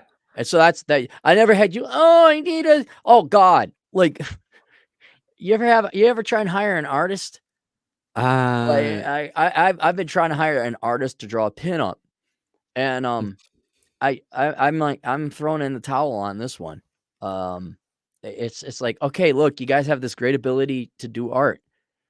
"Well, I don't know how to make money. I'm a starving artist." Like, I don't know, show up and do the job on time and do more jobs. But anyway, let's but get through some super chats here because yeah, that I'm off too. all behind. This is not a super chat, but this is 100% correct. This is Ryan Stone's Achilles heel. Ryan's cool, but I wish you wouldn't type so much in the chat during Rule 0. It's so fucking loud and distracting for the audience and other panel members. He needs to stop. Dead on. Dead on. We've told him, and it's like, hey, Ryan, there's a mute button, but I don't know. Maybe Canadians don't know how to work the mute button. He's only wrong about one thing, Jack Green. He's not typing in the chat. He's playing Minecraft. Is that what he's doing? He's playing Is that what he's doing? Yeah. He's either playing Minecraft or Tekken. You want to do the standard Chad Elkins thing where you read the super chats? I would love to. Okay, all right. I would be honored. Dutch farmers be mad. Mexican flag poop. Atham, $2. Thank you, Atham. That's all right. Scrolling down. I think we're kind of far behind on the super chat. Hat and Clogs, 43.34 for $2. Trigun is getting a remake. Please no. Really? Hang on. Is it going to be anime? Please no. News from Trigon Stampede trailer up. News. Hang on. Is it anime or is it going to be a real life action thing? With the new trailer, stylistic interpret to plot, the Trigon is off to an interesting start. Trigon Stampede has certainly been big news in the anime world. The new series is set to be one of the biggest events of the year. Return to the world of Nicholas Wolfwood is one of my heroes. He is one of the coolest guys ever. Wait, Nicholas Wolfwood, is that the priest? That's the priest. Yeah. I was just about to say. He defends the children and kills everyone else. That's what I love about him. He's with like, his big fucking cross gun, with his cross bazooka. It's and he has his little donation box for the children. Yeah. So, all right, maybe if it isn't woke bullshit, I mean, if it's made in Japan, we stand a shot. Yeah. But like, I'm looking at images of Trigun Stampede, but I don't like the art. Hang on, let me take a look. Trigun Stampede. Like about the audiobook, I listened back to it and I'm kind of like, I am not doing certain things the next one, if there's going to be a next one. Because there was one, because I'm stupid enough to read your comment section on the segments you posted. And like, there was one recurring thing where it's like, did you use an automated voice? And I was kind of like, really? Don't worry. And then I listened back to it. I'm kind of like, oh, yeah, I hear it. But so what I did with normal phrases, I had a pause in there as well. And what I did in editing was I removed a bit of that pause, which made it sound less fluent, actually, and more robotic. So I'm not doing that again. Did you record it and did you deliver the product on time? I did, Captain. Hey guys, I'm sorry. Like, here's the deal. You show me narrators that show up on time and do the job. Let me know. It's just, this is the new economy. Like, we got. It's like, did you show up? That's it. That's all it's going to be. Oh. Did you find it? Come on, Chad Elkins Jr. Let's go. I thought you were still looking at the animation for Trigun. The anime is kind of different. Yeah, you're right. Atham for $2. You did not take me to the swinging rope in South Dakota. I didn't? Oh, we got to take Atham to the swing. He probably would. Yeah, with all his caving experience. Sure. Oh, well, we okay, I got to scroll way up. Darn it. YouTube could just make it easy and stop refreshing the screen on the super chats. All right. Vince H for $5. Contrary to popular belief, you do actually need to validate your own existence. Yeah. I guess so, because how would you get up in the morning? You wouldn't. Yeah, I mean, if you don't exist, then why would you? I mean, that would go right to suicide. That would go right to depression if you didn't exist. So. Hats and clogs. Real quick. What kind of life do you think it is when you validate yourself through your girlfriends, and your girlfriends all like, "Oh my god, you look amazing." Like, do you really believe it deep down inside, ladies? Like, your girlfriends just think you're amazing and you're beautiful? Like, that is that synthetic, fake validation where, like, women just kinda sing the praises each other's praises all the time, and they listen to a Lizzo song. I gotta imagine that diet of fake validation can't be good for the soul or the mind. Like, after a while, do you really believe the Taylor Swift songs? Dude, women are vicious and will tell the most ugliest chick in the world they look great just to keep her ugly. So I don't believe anything they say. No. Hey, can you translate the, math on this for me? Okay, hats and clogs, 43.34 for $2. I am 84 kilos, which is about $1.70? 175-ish. 175, alright. 90, 90. Yeah, around that. And 173 centimeters. So that is 5 foot. Oh, by the way, I'm not 6'2". What are you? Every time you 4? mention me, no, I'm 6. 5'11" or 6 6 foot. flat? Yeah, 5'11" or 6 Oh. foot. Because when you talk about me, you make me out to be this ginormous monster. Well, I thought of you a were. man. I thought you were. I swear to God, I thought for sure you were a couple inches taller than 6. No. All right, but you're kinda short for Dutch A Dutch people. guy, yeah. Yeah, I'm short yeah. for a Dutch guy. So all these idiots who keep saying, "Man, women only want 6 feet," it's like, hey, the Dutch entered the chat, morons. It's like, fuck off. It is such a cope. It is. All right, what is 173 in American? That would be 180 is 5'9". I think that is 5'9". 5'9". Okay, he's my height. Yeah. All right. John Watts, 4.99. Cappy, get your CPA. Jack, get fit. Me, okay. Look, he's getting there. Yeah. No, he's good. Oh, this girl. I'm glad we stole her from Terrence Pop. This is my my mistress down in Australia. No, okay. Donna Hannaford for $5 Australian. Cappy, it's 1:30 a.m. Friday night, Saturday morning. What are you doing on this time? Aussie Tindo solar panel kits and batteries are the best. Get them. Oh yeah, you're getting solar panels, aren't you? Getting solar panels. I'm sure the installers already have the solar panels they want to install. So I appreciate it, Donna. So, but soon I will not be reliant upon the American public for my energy. Nice. Hey, isn't it nice your neighbors are firing up the coal plants? Isn't that nice? Germany's firing up the coal plants. No, That's pretty not cool. only Germany, Netherlands as well. And I'm laughing my ass off because we have a new minister of environment, and his whole campaign was him standing in front of coal plants.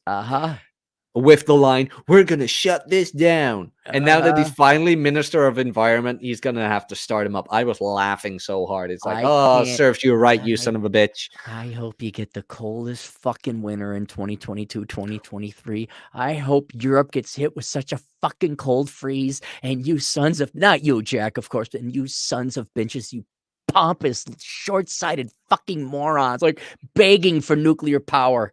And people Putin's gonna laugh his fucking ass off. Putin is laughing his fucking ass off at you all. I, for one, welcome our Russian overlords. I don't agree with Putin. I will be very honest in that, because he did some shady things as well. But it's like, hey, either you have a strict, conservative father figure for a leader. Now, I don't see him as a father figure, but it's like you have the nanny state or the fatherly state. Overly strict religious father, yeah. Yeah, I'd rather have that than that pompous nanny state we have now, where it's like, oh, we're gonna make sure you're not gonna buy enough meat because the environment, and piss off.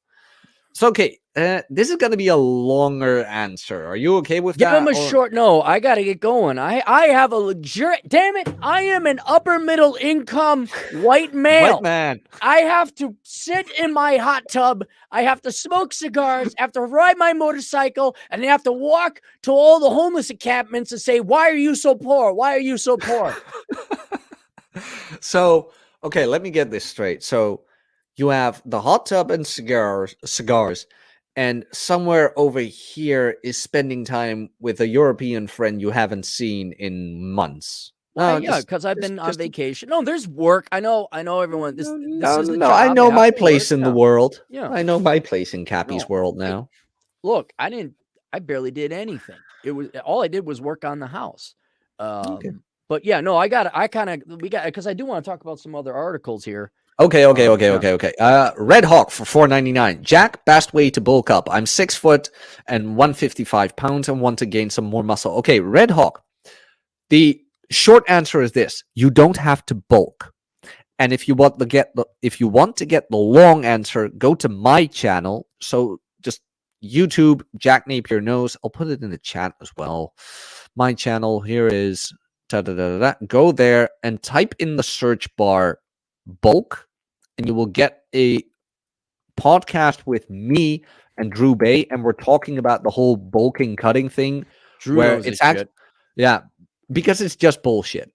If you stay consistent with going to the gym, getting your minimum amount of protein in, you don't need to bulk up with all the body fat and things like that. You just need to be patient, get your protein in order, don't have an excessive amount of calories, and you will gain the muscle nonetheless. Good. On to the next moron. Atham for $1.99. Super sticker. I don't know what it is. You can't see what it is either. I think I can. Scrolling. Keep your doggy scrolling. Look out for the whoring dog hide.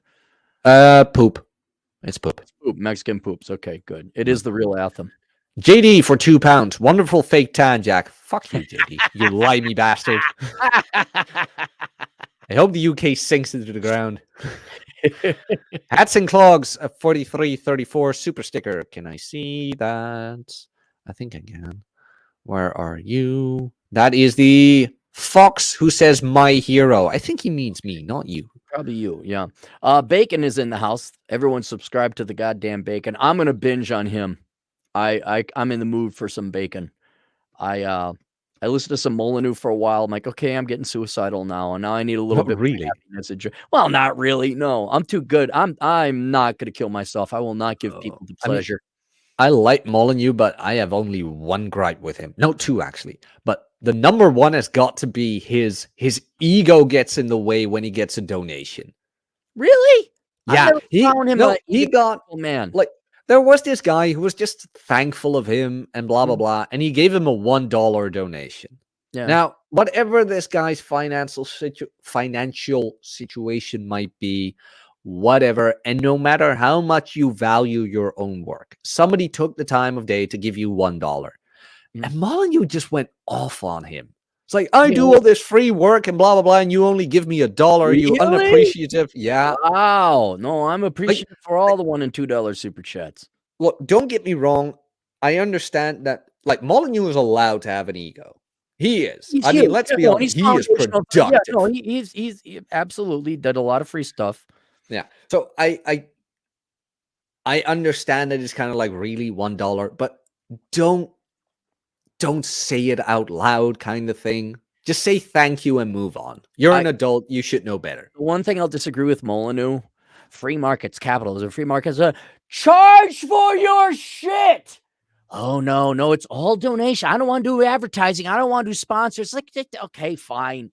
But he is his own advertisement. He is, and he makes his money through donations, which I'm fine. That's his model. But I'm like, okay, look, buddy, it's a voluntary exchange. People pay for ad. People will tune into you. People won't tune into you. You're all about volunteerism, but it's his choice. He could do it. Now let me explain something about podcasting and YouTubing and all that. Because you're in the $1, $2, you might $3. We got a ton of super chats we got to get through. So let's go. Vince H, $10. Clary 2024. Make Americans work again. Yes, there was a next. Andale. Hey, I'm scrolling, and because YouTube makes it difficult. Get your boomer hands working. We're on the schedule here. Come on. This girl wanted me to be Ron DeSantis's running mate. I don't think that's gonna happen. Atham for $5. I am a tall Mexican. Jack is a short Dutch. Is that so? We are the same height. Mexicans are short. Mexican flag, poop. Dutch flag, poop. No, that's Mexican poops, Dutch poops. Okay, and Aaron is gay. Yeah, you're gay. Yeah, I'm totally. Yeah. Dane But I like, look at this. lose Look, Dane, isn't Dane a great guy? 1999. Mhm. That is some Chad Elkins money. That's Now Chad. hunted now hunted in Alaska, one bull elk, two wolves, and now heading to train kickboxing in Thailand, then going hydrofoiling in Hawaii, writing a book, The Coolest Way to Blow 100K. Cheers, boys. Dane, send me a copy of that book and we will promote the hell out of it. That sounds like a great book. That sounds Nice. like a great book. Well, next, Andale. Hat and Clogs, $5. Have some monies. Can't wait to visit you, Cappy. Hang on. Chad, let me I'm not Chad. Jack, let me explain another thing. You can go fast with the super chats when you got like 3 of them, but when you are a luxurious, middle-aged, upper middle income, hot White tub sitting, cigar smoking, gallivanting white male, fossil you have hunting. thousands, you have to scroll. Lots of chats, lots of super chats. I can't just move on. I don't have 3 people in the audience donating once every week. I have thousands upon thousands of comments I have to sit through. I hear the first couple of minutes of this podcast in the background. Does the world care? Does it care? No. Are you a millennial, Aaron? I'm a busy, important podcasting person with a used motorcycle. Doesn't care.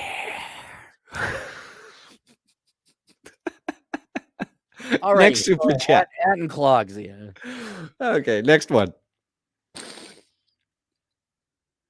It's up. It's up. Read it. No, I've already read that. Have some monies. Can't wait to visit you, Yeah, Cappy. be sure to have Twinkies on stock.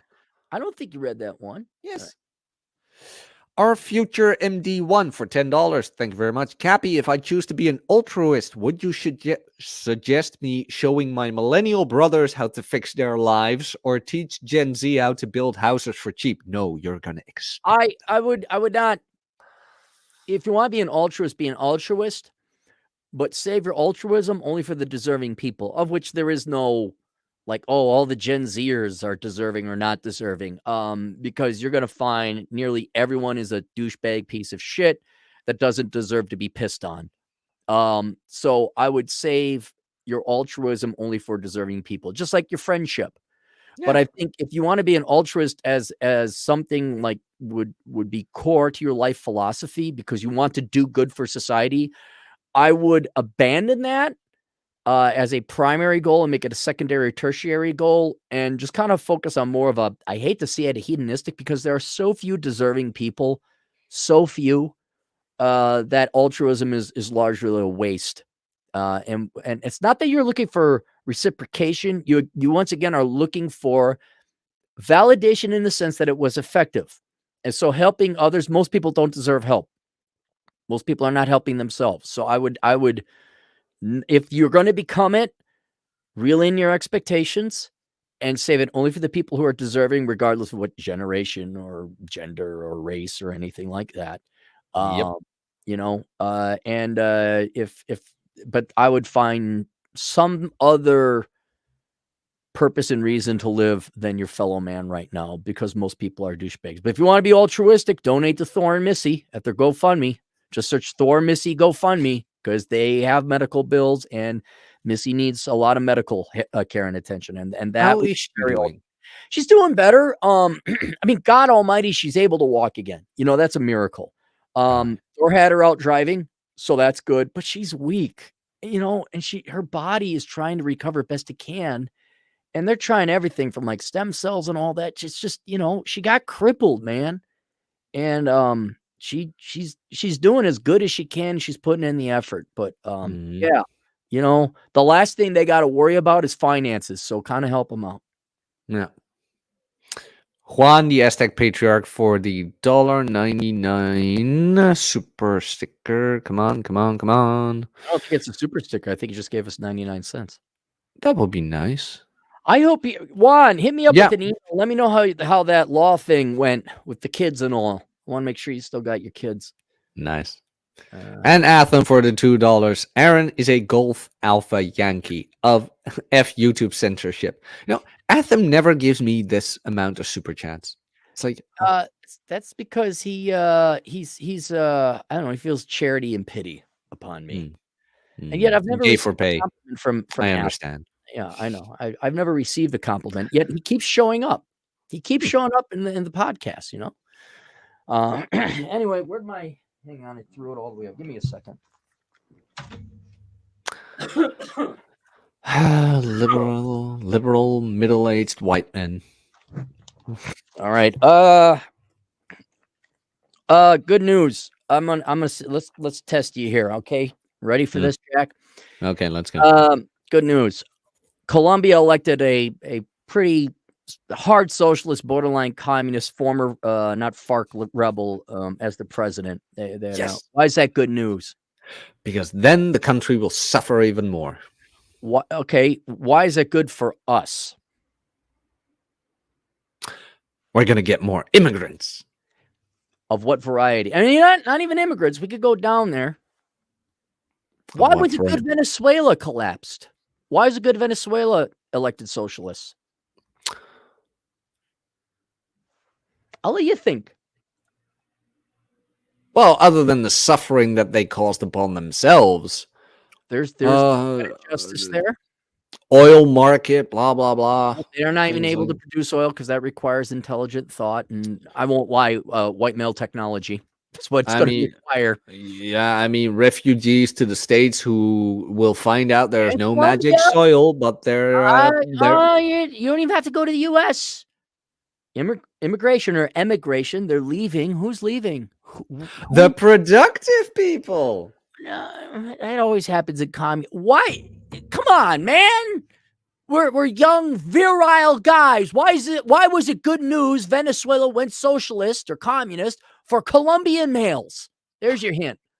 Because women finally understood where their real value lied. Cheaper pussy. Now Colombia, even more cheaper Latin pussy. Good times. What is another added benefit to the Latin pussy with socialism? Another added benefit. What does communism do to the pussy? Makes it cheap, and it makes it available. Thinner. That too. Hot, because there's going to be that communist weight loss program. That works every time. Thinner, hotter, more desperate chicks. Mm. It's you do know, ironically, I'm trying to prevent women from that, pointing out how they voted for free shit, and they're going to find out real quick. But that's all right. You guys want to vote yourself in the process. I mean, you gave me a business idea, like personal training on a nationwide level. You want your population to lose weight? Install communism. What's the price of Ukrainian pussy right about now? Has that gone up or down? No idea. You have to ask Tate. I think he knows. All right.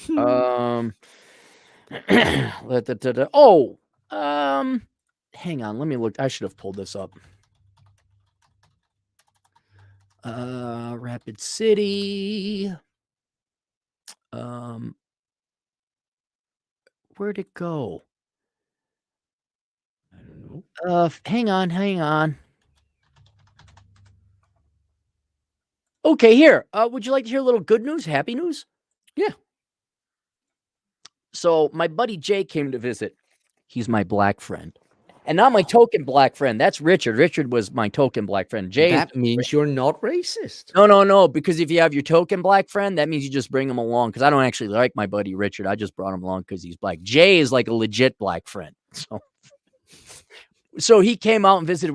We're driving around and we saw some elderly ladies, middle age and older, riding bikes, motorcycles. And they all had a Toronto patch. They're from Canada, and they all had matching jackets. They're a legit motorcycle club.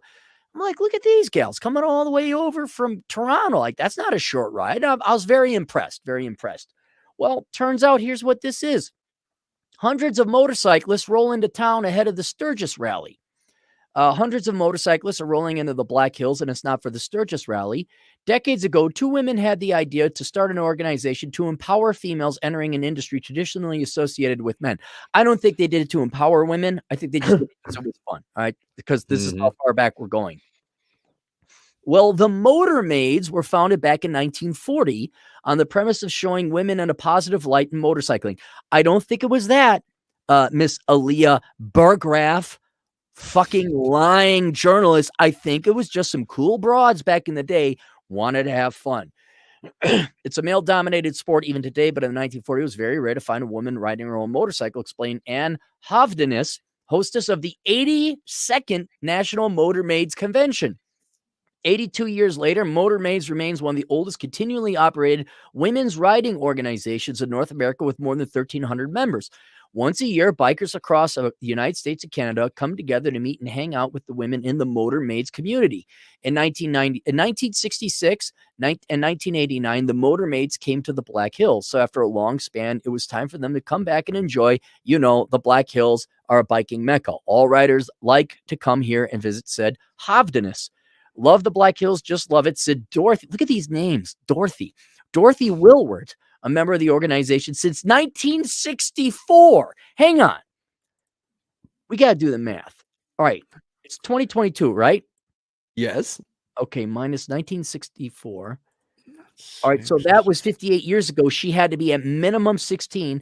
That woman is at minimum 74 years old. You got a 74-year-old grandma lady, minimum, maybe more likely 80, riding motorcycles to the Black Hills. Isn't that amazing? That's a real American woman. That's a real strong, independent woman. I bet you Dorothy didn't fucking need a student loan bailout and might have actually been nice to her husband. I don't know. Dude, I'm going to give credit to like my buddy's girlfriend who was with us in Portugal. Yeah. Small, frail-looking girl. Mm-hmm. Hardest working chick I've ever seen.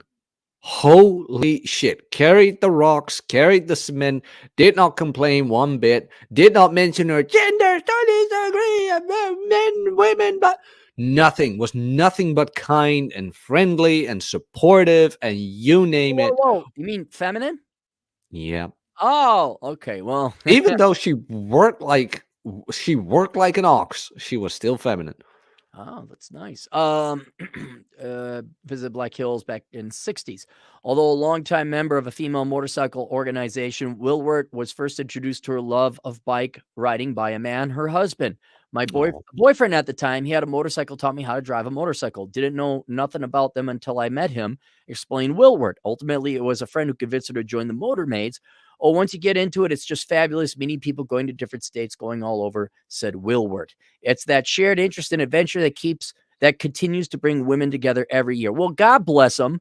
What is it? Motorcycle Maids? Yeah. Motor Maids. The Motor Maids. I'm happy. Well, isn't that sexist though? Maids. That includes they clean. Oh, can't have that. They should have motorcycle women with the Y. I think that would be. Remember that stupid meme? Oh my god. Men and women, and then that stupid dog. Because you know why it's men and not women? Because the Bible only has hymns. Was that the dog with the punch? Yeah, that stupid husky. Like, I love that husky. That's all right.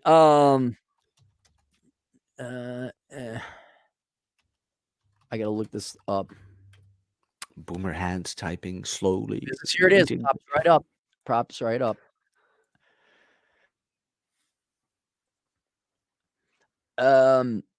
You have a positive opinion on Gen X, right? You think like we're something cool or something?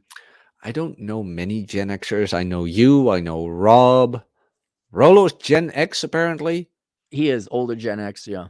Ryan's millennial, older let me one. Just tell you, my generation, we're not cool. We're the least douchebaggy. Okay.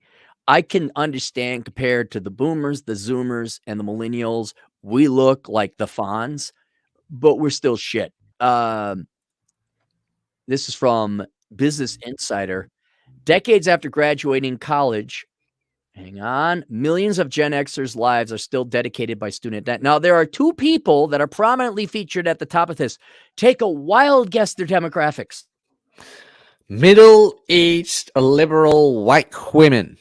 You are correct. I don't know. I think that one is white.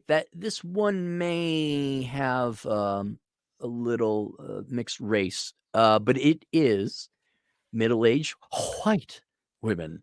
Why? Point. Remember Kevin Spacey? No, Yeah, from House of Cards. never Always watched that one quote. episode. Never saw an episode. It's pretty good. First 2 seasons, quit after that. That requires sitting down and watching television. Troy Francis is Gen X as well. Yes. According to a 2022 report from the Education Data Initiative, 43% of college attendees nationwide say they've incurred some type of educational debt. While most news stories about student loan debt focus on millennials and Gen Zers tackling or avoiding student debt, Gen Xers in their 40s and 50s still struggle to keep up with monthly student loan payments. You're about to approach, you're in your 50s, right? You're 10 years away from retirement and you still have student loans. There's this small little book out there about less than 100 pages called Poor Richard's Retirement. Now, I ain't saying you should read it, but you could, and you might fix your financial situation. Indeed, millions of Gen Xers are still living with the burdensome student debt. According to a 2022 report by Federal Student Aid, there are 11.4 million borrowers between the ages of 35 and 49 with a total of $500 billion in federal student loan debt. Even former President Barack Obama and First Lady Michelle didn't finish paying off their student loans until they're in their 40s, as reported by CNBC. What's it like to live with student debt in your 40s? I don't know. You're a tragic fucking lazy loser. Like, Jack, are you ready for some crazy economic wisdom right now? Crazy. Hey, y'all. Is everyone sitting down? I'm going to, me, world's greatest economist, I'm going to give you the secret to paying off your student loan. No. Not the world's greatest economist. Has student loan debt not plagued us for almost like 2 decades now? Yes. Is this not a scourge, right? If only there was a solution, right? I'm gonna solve this multi-trillion-dollar problem. You ready, Jack? I am. Hit me. Work a second job. But I have another. I want to add to this. Right. Sit down, Sherlock. Oh, okay. I'm sitting down. Why not? Before you choose to go to college. All right. Okay, hear me out. This is going to be a kicker. It's going to be like the I'm holding on. Discovery of gravity. God, what Socrates level inspiration and before you go to college. Yeah. You do research on what job opportunities. Whoa! Oh my God! I know. Wow! $1 million idea. Who would have thought us two podcasting schmucks would have come up with these two fuckboys with a mic? Man, 2 fuckboys with a mic. Sounds like 2 turntables and a microphone, 2 fuckboys and a microphone. What's it like in Georgetown, Texas? Are you ready to hear about the stupid white woman? Oh yeah. 41-year-old Vivian Perez earns $50,000 a year and has student loan balance of $91,000. According to records viewed by Insider, a typical monthly student loan payment is $500. Those payments are currently paused due to the pandemic. Perez tells Insider she started pursuing a degree in pre-pharmacy at 18, but later changed her mind to study biology. I am somewhat sympathetic for her here because that is it's a hard degree, but it's not an employable one. So I will tip my hat here. Perez took out student loans to cover the cost of her tuition, room and board, and meal plan offered by the school. So she just studied and didn't fucking work. Dude, you know how many people here in the Netherlands as well are like, oh, but at least then I'll have a college education. And I'm like, yeah, but in what? Oh, that doesn't matter as long as I have a college education. I'm not wasting any more of my time trying to convince the people who aren't alive, the people who might as well be dead, the people who are dead, that they should maybe choose the correct degree. I'm done with. I wrote a book. I tried to stop people from doing that. All I got called was isms and a party pooper. Fine. Major in sociology. I don't care. Hope you fucking waste your life. It's the most direct path to you wasting your life, crippling your it's like good. I mean, you do know, and I'm being deadly serious about this. Worthless degrees is like the single worst thing happening to young women right now, today, and in the past. You do know that, right? My apologies, but I am missing the part where I should care. Right. And that's where, right. You're right. I don't care anymore. I've only got called was misogynist and other things where you hate women, apparently, because I'm trying to stop women from ruining their financial. Fuck it. Done. Go, girls. Get your fucking doctorate. Get back. And then in a couple of When years, you die of diabetes at 63, and it's and like, wow, tragic fucking waste. it's like, and then I can't find the man, and blah blah blah. And then me, 6 foot tall, handsome Dutch guy, goes on a date, and it's like, yeah, okay, but what did you study? Art history. Oh, Don't hey, it might be a weird question. Nobody ever asked you this, but how's your student debt? Oh, I have like 15K in college debt, but I can pay that off later. Hey, you know what? I just got a call and my dog died, and I just got my dog like 2 minutes ago, and I just have to go home. I have diarrhea. Would you All like, of a sudden. Would you like to hear the plight of Brandy D. Leo? Oh, I do. 7-year-old Brandy D. Leo of Beaufort County, South Carolina. Would you like to hear about her problems that you caused because you're part of the patriarchy? Yes. According to her records viewed by Insider, Leo earns $67,000 a year. That's handsome, right? That's enough. Mm-hmm. The student loan balance is $120,000 with monthly payments of $648 that she continues to pay. Leo says, I was working and living penny to penny, especially during undergrad while I was waiting tables. She was working. What school do you go to where you accrue $120,000 of student loan debt? I'm thinking medical school, maybe law, but especially in the 90s or the early aughts. Okay, tuition wasn't that high. So you either went to an overpriced school or you didn't know how interest accrues because you failed 5th grade math despite having a college degree, and you didn't make payments on your student loans, and then it grew. Oh, I'm so glad you're bringing this up, because I kept thinking all day, like, there was something I wanted to discuss with Cappy, but now I remember. Math? As with everything, I'm sorry, ladies, but you're always one step behind the curve. We are fixing the student debt crisis. Because we're not going to college? Bingo. Men are solving the student debt crisis by initiating the free market. We're just not going. We're just not going to go. We're going to go become tradesmen. We're going to go become truck drivers. And remember those commercials? In 3 short weeks, you could be. Well, no joke. Now there's such a labor shortage because all you pussies majored in dumb shit. Now it's like, hey, in 3 short weeks, you can be making $80,000 a year driving a truck. The dude who I went to Portugal with, he's a carpenter. He gets like 12 grand a job. It's like, holy shit. But I don't want to become a carpenter. Yeah, but you don't have to. I want to help the children. I bet you do, groomer.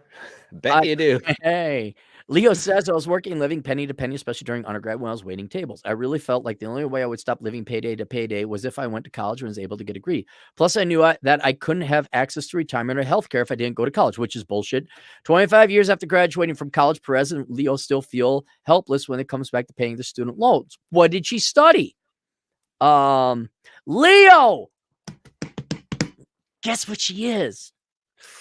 She's a Leo. Oh, wow. Oh, where's that pun, dog? Oh, that's so bad. Leo, a licensed social worker who's been working with nonprofits since 2006. Okay,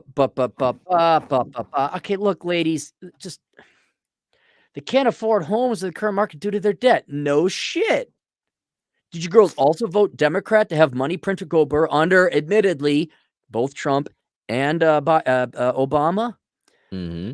4 years ago, she made the difficult decision to sell her home, move in with her elderly money to facilitate her care. With her work options stunted by the pandemic, Leo is unsure she'll ever own a home again. Puff piece, sorry, is a Leo Aquino wrote this. CEPF. CE. Leo Aquino, they, them. Of course. Savings reporter. Before joining the Insider team, that's her pronoun, they. She's a plural, or it's a plural. I don't know what it is. It could be it looks like Pat.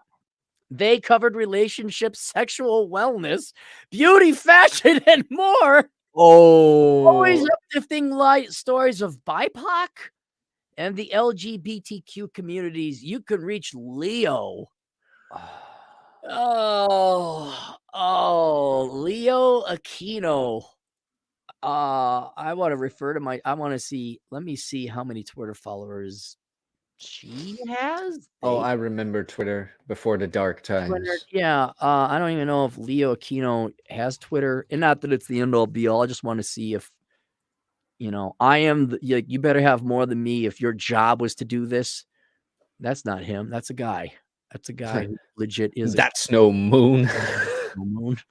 That thing's a guy. That's not it, we got a lot of Leo Aquino. It's very common. Well, there's a lot of Leo Aquinos. Uh is this the person I'm looking for? Are you? I know. Okay. All right. Well, there you are. So Gen X, not that. That's what we talked about. I don't want to talk about that mass shooter's father. Here, real quick. Oh, let me guess. He wasn't available for comment. So the father signed off on a gun purchase for his crazy son, and I just, it's like poster child for boomer parents. You look at the kid that shot up everybody, obviously mentally ill, like just looked like a fucking wreck. And the dad's like, there was no indication. And I'm like, hey, fuck you, buddy. You are at least partially responsible for the deaths of all those people. Right there, Mr. Crimo. Shut the fuck up. And yeah, it's just Well, in all honesty, it's a rare case that the dad is even still involved. Normally, like with, and don't pin me down on this, but I believe that like for 90% of mass shooters, it's all single moms. It could be, but it's a broken home. They're not together. Yeah, Or at least broken home. Mom runs a spirit crystal homeopathic bullshit online site. It doesn't. Not everything's 100% correlation. You have parents that failed to raise. Just look at him. No one stepped in and says, you're not getting a rose tattooed to your neck. Not if you're living at my house. And just to see the non-participation of the dad and the mom to let your son grow up to become that thing. Don't tell me. You just say you didn't want to be a dad. Just say you wanted total abdication of responsibility. And for him to say there's no indication, I swear to God, I want to find him and kick him in the nuts. And not kidding, that guy ain't safe, because everyone who died because of him, they're gonna go there. Don't be surprised if you're hunted down, buddy. Do not be surprised. I mean, that was a thing in Ukraine, I believe. So apparently there was this groomer who touched the guy's daughter, who was 4 years old, I believe. And the dad just sat there and awaited the trial of the guy. And he got X amount of years. And as soon as he got out, dad was at the jail, and he just went off on him. And the Ukrainian court system said, "Oh, we can't blame you really, and he can't charge you anymore. So, well, there's that. So, we don't know what to do with this. Nobody's filing charges." Oh, darn. Yep. No, I'd be like, oh, and would we again? Speaking of people who aren't really alive, if you're that tone deaf that your son looks like a fucking nuclear accident gone wrong. Oh, I don't know, indication. I mean, I don't know if you're alive or not, and I don't think the world's going to miss you if you're gone. So but that's all right. All right, let's get through a couple final super chats. We'll promote our shit because we're hoarse. Let's see. MJHMN for $5. Cappy likes Croatia. What Eastern Euro country is best to relocate to, Jack? I have no idea, because I've only been to Eastern Europe for the Sziget Festival. USA will be in flames probably in 20 years. Okay, kid, there are a shit ton of YouTube videos on being an expat in Eastern Europe. They have multiple top 10 lists. Poland, Georgia, and I believe, well, Ukraine not now, but Romania are pretty high on those lists. Okay. I'll have to check it out. Alex Patino, our truck driving agent in the field, for the $5. Latino agent in the field. He's not a regular truck driver. He's a Latino truck driving agent. I said that. No, you said Alex Patino, our truck driving agent in the field. With a name like that, people aren't going to know he's Latino. Oh, my They'd be very apologies. confused. They might Our think he's Finnish Latino or truck something. driving agent in the field, and who is now a client of mine and who's losing weight and kicking ass. Like, seriously, he switched on every week on time, even though he's a truck driver. He's ex-military. He's very punctual. Exactly. Every week, no matter what, he's like, here are my videos of me doing the exercises every month, even though it's 4 Hey, a.m. let's his get to time. what he has to Yeah, say. yeah, yeah. Let it burn. Enjoy the decline. Q se quama y disfruta la declive. For some reason, I found an escort service sit in Venezuela. Don't ask how. Okay, I won't. He's got a good family. Actually, he wouldn't do that. Yeah, he But showed you us know how videos of his expensive it is wife to cooking. fly to Venezuela? I'd rather just go to Pahrump or something like that. Juan, the Aztec patriarch, for $1.99. 1 week enough time to drive up South Dakota and Yellowstone? No, because it's going to take him a day and a half minimum to get up to Yellowstone. Because he's down in San Francisco, so it's going to take him a day and change to get to Yellowstone, and then to get to South Dakota is at least another 6 hours. I would just do Yellowstone. What or Juan, why don't you do this? Take your kids to Zion and Moab. That would be fun, and that's not that far away. But Yellowstone, yeah, man, you gotta cross Utah, and you gotta get a fair amount north into Wyoming. And he's got to go across Nevada, I believe, if I'm doing my geography right. Yeah, you need to do both. You would need 2 weeks. Yeah, that's the one way's a day and a half. Let's see. Osama Abdu, $2. Jack, dating in Netherlands versus UK if you've been here. Well, like, I've been to the UK for about a week, and I did some day game thing, and I got a couple of numbers. That was all fine. But it isn't easy in the Netherlands either. It's like you have to deal with women's abundance of offers. Now, I'm not a bad-looking guy. I'm jacked, things like that. And even for me, it's not easy. So the average guy who's overweight and things like that, I don't think it's much better either. Although, mind you, the average Dutch woman is 10 centimeters shorter than I am, which is 4 inches shorter, but just as heavy as I am.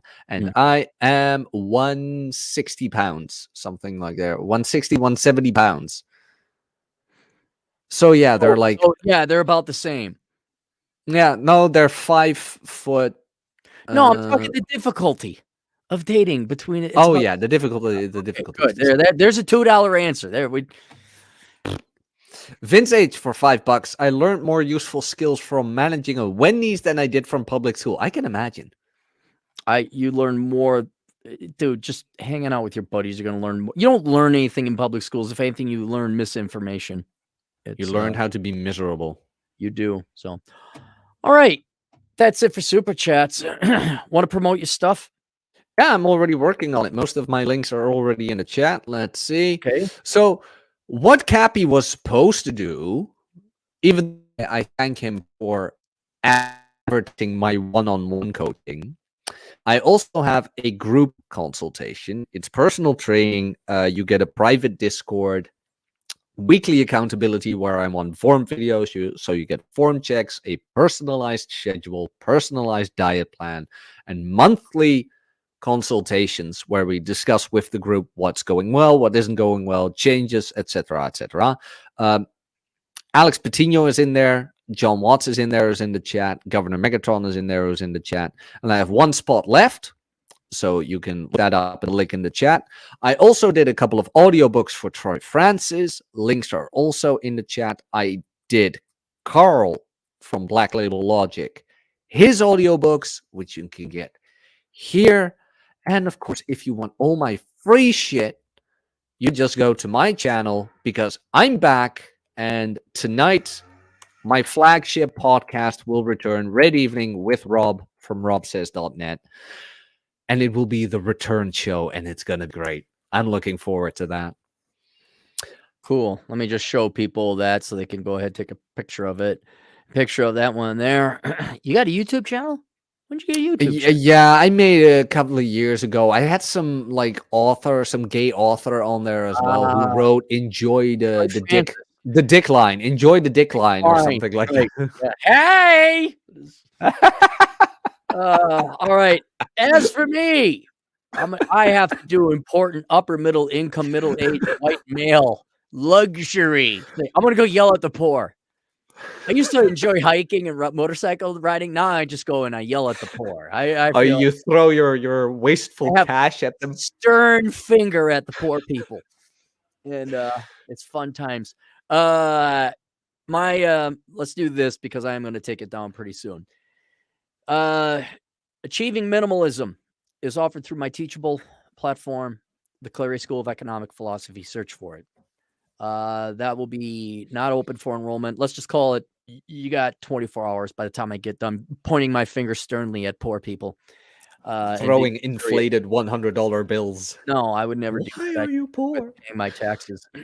Yeah, sign up for that if you want to get your financial act together, because none of your financial goals are going to be achieved until you learn to become a minimalist and stop being addicted to consumer items. That's basically it. And so, yeah, it is worth $450 plus tax. And also, do you know why I charge so much for the minimalism course? Okay. You will get 2 serious answers from me. Mm-hmm. And then you can do your middle-aged, rich white man thing. Oh, yes, 2 things. 1, you put in a lot of effort and you suffered to get the knowledge. And 2, and this is what I discovered with my own pricing, you will get people in there who will put in the work and appreciate the value. Right. I want you to have skin in the game. Yes. So you were right on one of them. It had nothing to do. It's just I want to make more money too. So it was like this coincidence that I just yeah, I'll make more money. Yeah, sure. But I kind of the asshole consulting is the okay. Here's your 35. Are you really in it? For $500, I have a feeling you might actually get your financial act together. So you need to suffer pain in order to do that. You need to have the additional option of a G5 airplane. Yeah, and then also is achieving financial excellence, which is more of a brass tacks. Like, how do you do? That's more about the economic nature of wealth today and how it's going to evolve into the future. How I predict it's going to evolve into the future. That's it. I'm out of here. You want to take us out? Yeah, real quick, I want to advocate for one more thing you did. The TFM show you did with him. That's a good one on BitChute. Oh, it's on BitChute. Yep. And MGTOW TV. If you ever want MP3s, go to MGTOW TV, Aaron Clary, you'll find it. Take us out. That's it. Toodles.